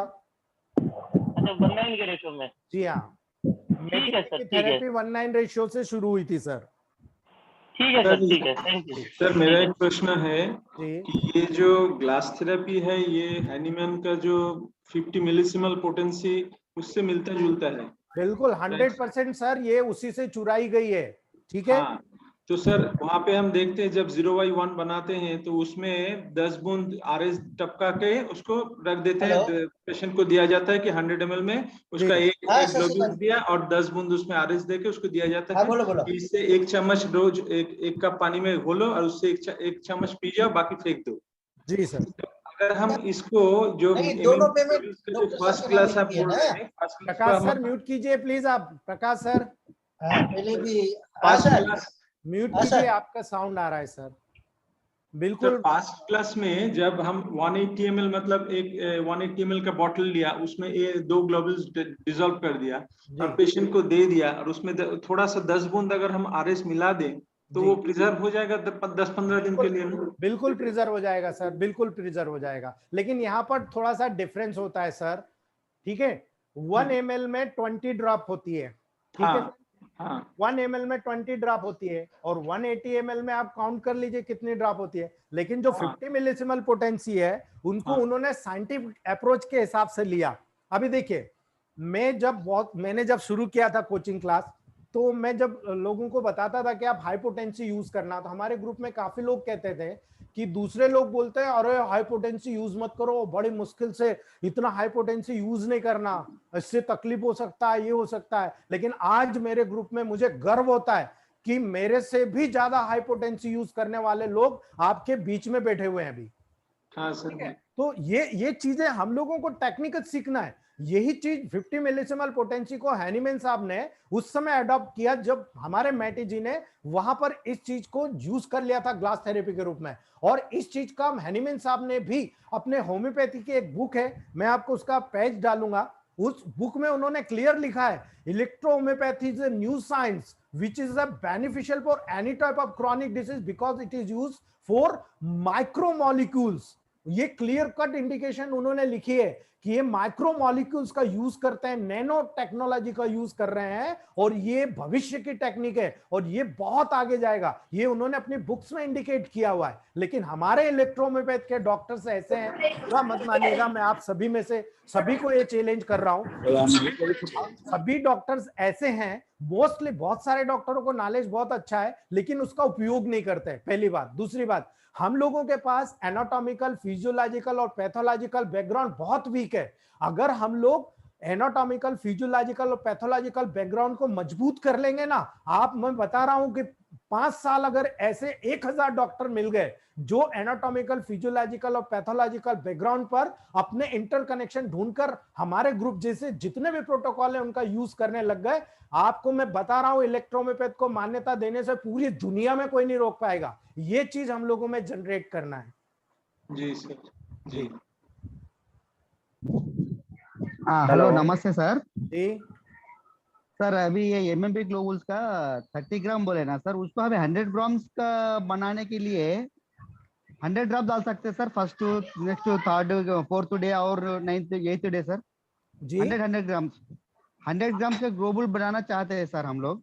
सर 100 ग्राम मत बनाइए, फिर आप 90 ग्राम बनाइए, ठीक है ना। 90 ग्राम रेशियो फिर आपका गड़बड़ हो जाएगा। आप जब 90 ग्राम बनाते हो तो 9 into 3 मतलब 270 ड्रॉप आपको डालना है, ठीक है। 90 ड्रॉप सर। 90 ग्राम आप जब बनाओगे तो 90 ग्राम में आप 90 ड्रॉप 3 बार डाल लो, 3 स्टेप में। या हाँ ठीक है ना। Okay sir. 100 ग्राम में रेशियो कैसे बनाओगे? Okay sir. हाँ या सर सर। जी नमस्कार। सर जी नमस्कार। Thank you sir. बोलिए। सर ये ग्लोबुल्स जो बनाना है, एमएसपी ग्लोबुल से ये D3 और D4 में बनाना है क्या सर? सर ये हर फील्ड में आप बना सकते हो, लेकिन जब मैटीजी की थेरेपी यूज करना है आपको तो आपको D3 या D4 में, ज्यादातर लोग D4 में बनाते हैं, है ना, ज्यादातर लोग, लेकिन मैं D3 D4 दोनों में बनाता हूं। और जब भी मुझे जरूरत होती है मैसिव डोज की तो मैं D3 में देता हूं, जब मुझे जरूरत होती है डाइल्यूशन की तो मैं D4 से देता हूं। ठीक है, आप D4 में बना लीजिए,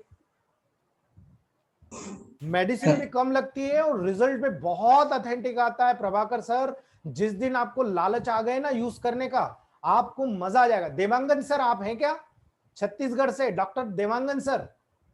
जी सर जी। जी आप बताइए सर, चुप चुप मत बैठिए, हमारे नहीं, दोस्तों को भी कुछ आपको क्वेश्चंस आ रहे हैं सर, तो मैं इसलिए नहीं बोल रहा हूँ। नहीं, आप बताइए सर एमएमपी ग्लोबल्स के बारे में आपको सर ग्लास थेरेपी करता हूँ क्रोनिक डिसीज में विशेष करके जी।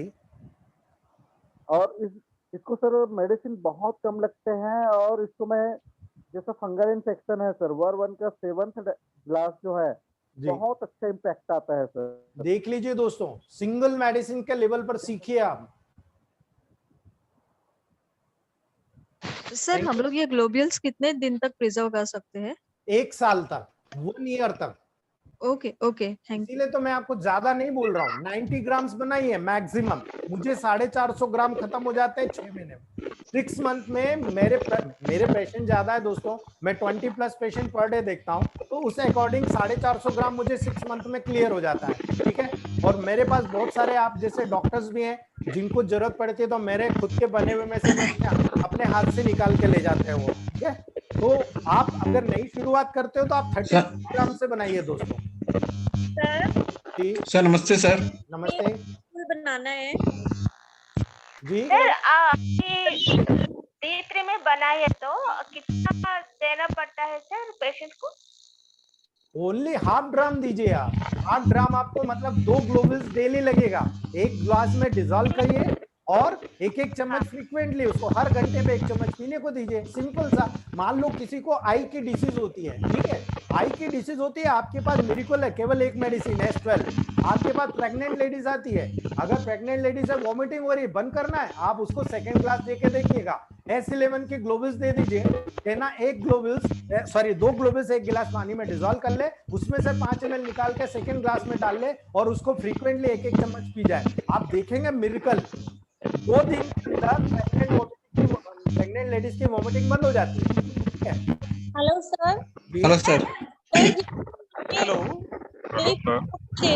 खाली सिंगल यूज कर सकते हैं क्या remedy? Hello hello sir. Mute कीजिए सभी भाई म्यूट कर लीजिए, अनम्यूट हो जाइए हेलो सर। प्लीज सुनने दीजिए। सर मेरा क्वेश्चन ये, मुझे A2C5G देना है पेशेंट को और उसमें सर तो वो थोड़ी थोड़ी ग्लोबुल्स हम एक में ही डाल के देंगे या अलग अलग देंगे सर? मैडम A2C5G का डायरेक्ट आप ग्लोबल्स बना लीजिए, MMP ग्लोबल्स। तो सर थोड़ी थोड़ी अच्छा डायरेक्ट बना लें उसका? हाँ, आप डायरेक्ट मिक्स करके एक लिक्विड बनाइए A2C5G का 10 ml लेवल ले लीजिए, 30 ml तैयार हो गया। अब वो 30 ml में से 90 ड्रॉप आपको अगर डालना है 90 ग्राम में या 30 ग्राम में 30 ड्रॉप डालना है, आप डायरेक्ट प्रिपेयर कर लीजिए उसको। सपोज हमारे पास डायरेक्ट प्रोटोकॉल नहीं बना हुआ, मेरे पास A2 का अलग है, C5 का अलग है और G का अलग है, आप तो उसको मिक्स करके बनाइए, अब आपको रिजल्ट मिलेगा। आप अलग अलग देंगे तो वो प्रोटोकॉल तैयार नहीं होगा जो मैटे जी फॉलो करते थे, ठीक है। ठीक है सर। उसमें क्या होता है कि कौन सी मेडिसिन कौन सी ग्लोबल्स ने कितनी एब्जॉर्ब की है, ठीक है। अगर मान लो आपने A2 को दिया, उसने फुली एब्जॉर्ब किया हुआ है, C5 दिया, उसने हाफ एब्जॉर्ब किया हुआ है, और G ने 50% एब्जॉर्ब किया हुआ है, तो ऐसी कंडीशन में आपको जिस मेडिसिन का रिजल्ट लेना है वो रिजल्ट जो आपको चाहिए वो मिलेगा नहीं आपको। सर सर MMP जी सर MMP जी D4 में कैसे बनाना है क्या सर? सर अभी तो बताया मैंने आपको कि 30 ग्राम में 30 ड्रॉप आज डालिए, 30 ड्रॉप 3 दिन बाद डालिए, 30 ड्रॉप उसके में 3 दिन बाद डालिए, टोटल 9 डेज में MMP पिल्स तैयार हो जाएगा। नो D3 ठीक है सर, अगर D4 में सर दोनों तरीके से सेम बनता है, D3 से D4 में, D5 से नहीं, कुछ RS कुछ ऐसा कुछ मिक्सिंग ऐसा करना है सर D3 से D4? सर RS में ही तो ग्लोबल प्रिजर्व होगा, बगैर RS के कैसे ग्लोबल प्रिजर्व? नहीं, अगर D3 से D4 के बनाने के क्या कितना RS बनाना है, कितना मिक्स करने का? 1:9 का रेशियो से बनता है। ठीक है sir, okay sir, thank you. Hello sir. जी हेलो सर। जी सर कैंसर पेशेंट्स अगर आए तो आपने बोले थे कि D10 में देना पड़ेगा, D10 से लेके D1 तक। बिल्कुल 10th डायल्यूशन पे चले जाइए आप, मतलब कैसे करना है सर वो? 10th ग्लास पे चले जाइए आप, बहुत ऑथेंटिक रिजल्ट मिलेगा आपको। वो हम प्रिपेयर करना है। आप इसका ये कर सकते हो कि आप 9th ग्लास तक बना लीजिए और 9th ग्लास में 5 से 10 बूंद आरएस की डाल दीजिए और वो उसको ग्लास में भर के दे दीजिए और उसमें कहिए कि हर बार रोजाना 1 गिलास पानी ले, 5 ml उसमें से निकाल ले, 5 ml उसमें घोल ले और हर घंटे पर 1-1 चम्मच लेता रहे। ठीक है, वो 100 ml मैक्सिमम तो मान के चलो 20 दिन चल जाएगा। Okay okay sir. Hello sir. जी सर ये कह रहा था कल भी बात हमारी थी मिक्स डाइल्यूशन के लिए जी, तो मिक्स डाइल्यूशन आज भी थोड़ा क्लियर नहीं हो पाया ना, उसमें कुछ में आपने सर मिक्स डाइल्यूशन मुझे टेक्निक है आपकी बात ही नहीं समझ में आ रही है। मिक्स डाइल्यूशन आप बोल रहे हो, मिक्स डाइल्यूशन का मतलब बता दो आप क्या कहना चाहते हो। जैसे सर मेडिसिन मिक्स करते हैं किस हिसाब से मिक्स करनी है कि उसमें हम कंटेंट में लेंगे ना मेडिसिन को। Sir according to condition set होती है, उसमें मैं आपको क्या बताऊंगा, आपको कंटिन्यू चेक करना पड़ेगा। मान लो आपको मान लो A2C5L1 B का प्रोटोकॉल बनाना है, ये ब्लीडिंग पाइल्स का प्रोटोकॉल है। अब A2C5L1B, अब यहाँ पर आपको प्रोटोकॉल देखना है, 4 है। अब आपको बनाना है मेडिसिन, ये आपको बेस बनाना है, तो बेस में यहाँ पर इंपॉर्टेंट A2C5B है। अब 4 बनाना तो 8 चौक 32 होता है। ठीक है, तो यहाँ पर हमको मेडिसिन कम करना है, 8 8 और 8, ये हो गया हमारा 8 16 8 24 और 6 ड्रॉप आपका L1, ये हो गया आपका बेस बनाना। अच्छा, तो मोस्ट मेडिसिन होती है उसका लेवल अच्छा रखना होता है जो।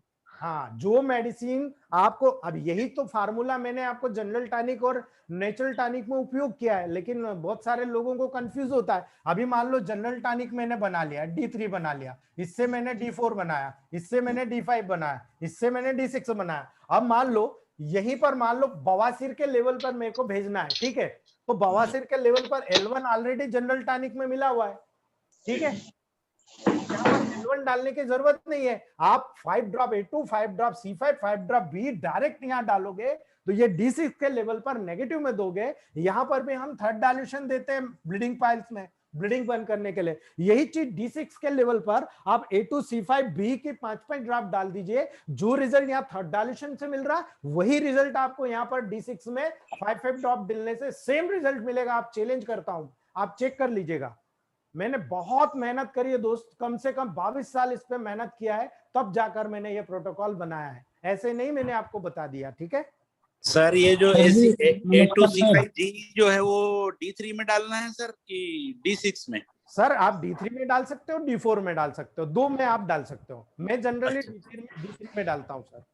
Okay, thank you sir. जी सर जी, बैक पोटेंसी जो है 5 ml का सर, उसको सुरक्षित रखने के लिए सर कितना ml RS दे के रखना है सर? अगर आपके पास क्रूड एसेंस आया है 5 ml, उसको तुरंत आरएस में पूरा तोड़ लीजिए आप 1:9 के रेशियो से, यानी 5 ml में 45 ml आरएस बनाकर D1 बना के तैयार कर लीजिए। वो D1 आपके पास एज इट इज पड़ा रहेगा, खराब नहीं होगा 20 साल तक। लेकिन अगर आपने डिस्टिल वाटर उसमें मिला दिया तो बदबू आना शुरू हो जाएगी 2 साल 3 साल 4 साल बाद। इसीलिए प्योरली D1 को आरएस में बनाइए, क्योंकि हमको तो मेडिसिन D3 से यूज करना है। उसके बाद अगर आपको डिस्टिल वाटर में बनाना है, नो मैटर, आप प्योरली डिओनाइज्ड डिस्टिल वाटर का उपयोग करिए। उसके बाद D1 से D2 बनाइए, वहां पर 3 ml आप मेडिसिन, 27 ml डिस्टिल वाटर लीजिए, अच्छे से स्ट्रोक आप मार लीजिए, तैयार हो गया D2। और उस D2 से फिर 3 ml लीजिए, उसको डिस्टिल वाटर 27 मिलाइए, ये आपका purely distil water based D3 तैयार हो गया। यहां से आप डिस्टिल वाटर में उसको डायरेक्टली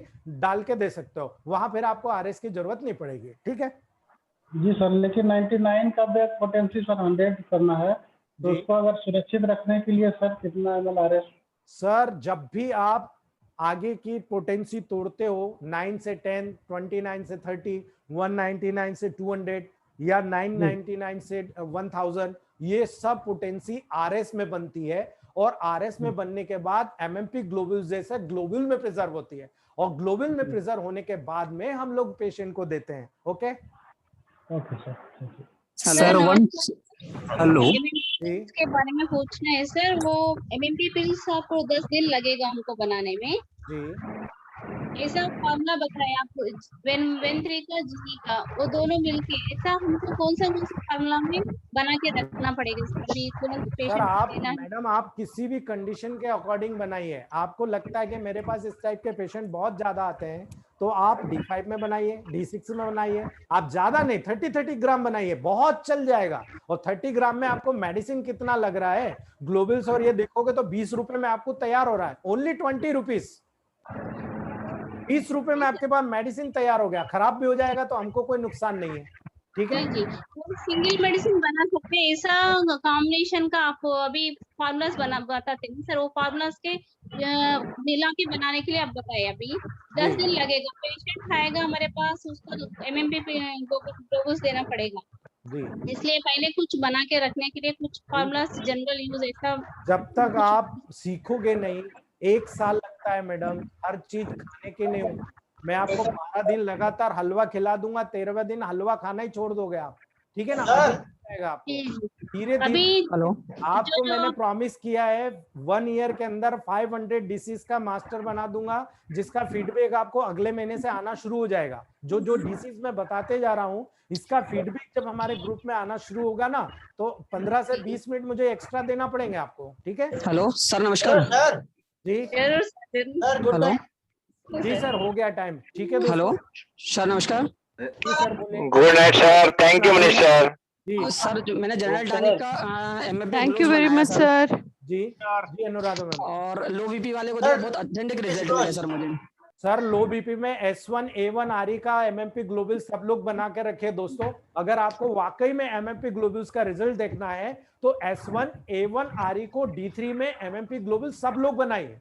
आप कॉम्बिनेशन बनाइए S1 A1 RE का। जब आप प्रिपेयर कर रहे हो 30 ग्राम ग्लोबल्स में, आप 10 drop S1, 10 drop A1, 10 drop RE तीनों को आप D3 से मिला लीजिए। वो 30 ml को अच्छे से हिलाकर 30 ग्राम ग्लोबल्स में डाल दीजिए। इसी प्रकार से सेकंड मतलब थर्ड 3 दिन के बाद फिर से डालिए और फिर 3 दिन बाद फिर से डालिए। इस प्रकार से S1 A1 RE का लो बीपी का आपका MMP ग्लोबल्स तैयार हो जाएगा। आप जब भी कोई पेशेंट आता है, आप 2 ग्लोबल्स को 1 गिलास गुनगुने पानी में डिसॉल्व कराइए, गर्म पानी में, और उसके बाद हर घंटे पर आप 1-1 चम्मच दे के देखिए। ये आपके लिए सर बहुत बड़ा रिजल्ट मिलेगा। जनरल टॉनिक का बनाया था MMP ग्लोबल्स सर, और वीकनेस में बहुत अच्छा रिजल्ट मिला मुझे सर। जी बहुत बधाई सर आपको। Thank you sir. Sir general tonic और नेचुरल टॉनिक सर हमको पता नहीं है सर। सर आप ग्रुप में पूछ लीजिएगा किसी। मैं ग्रुप पे डाल देंगे हम लोग। जी जी okay friends, good night. Good night sir. Good night sir.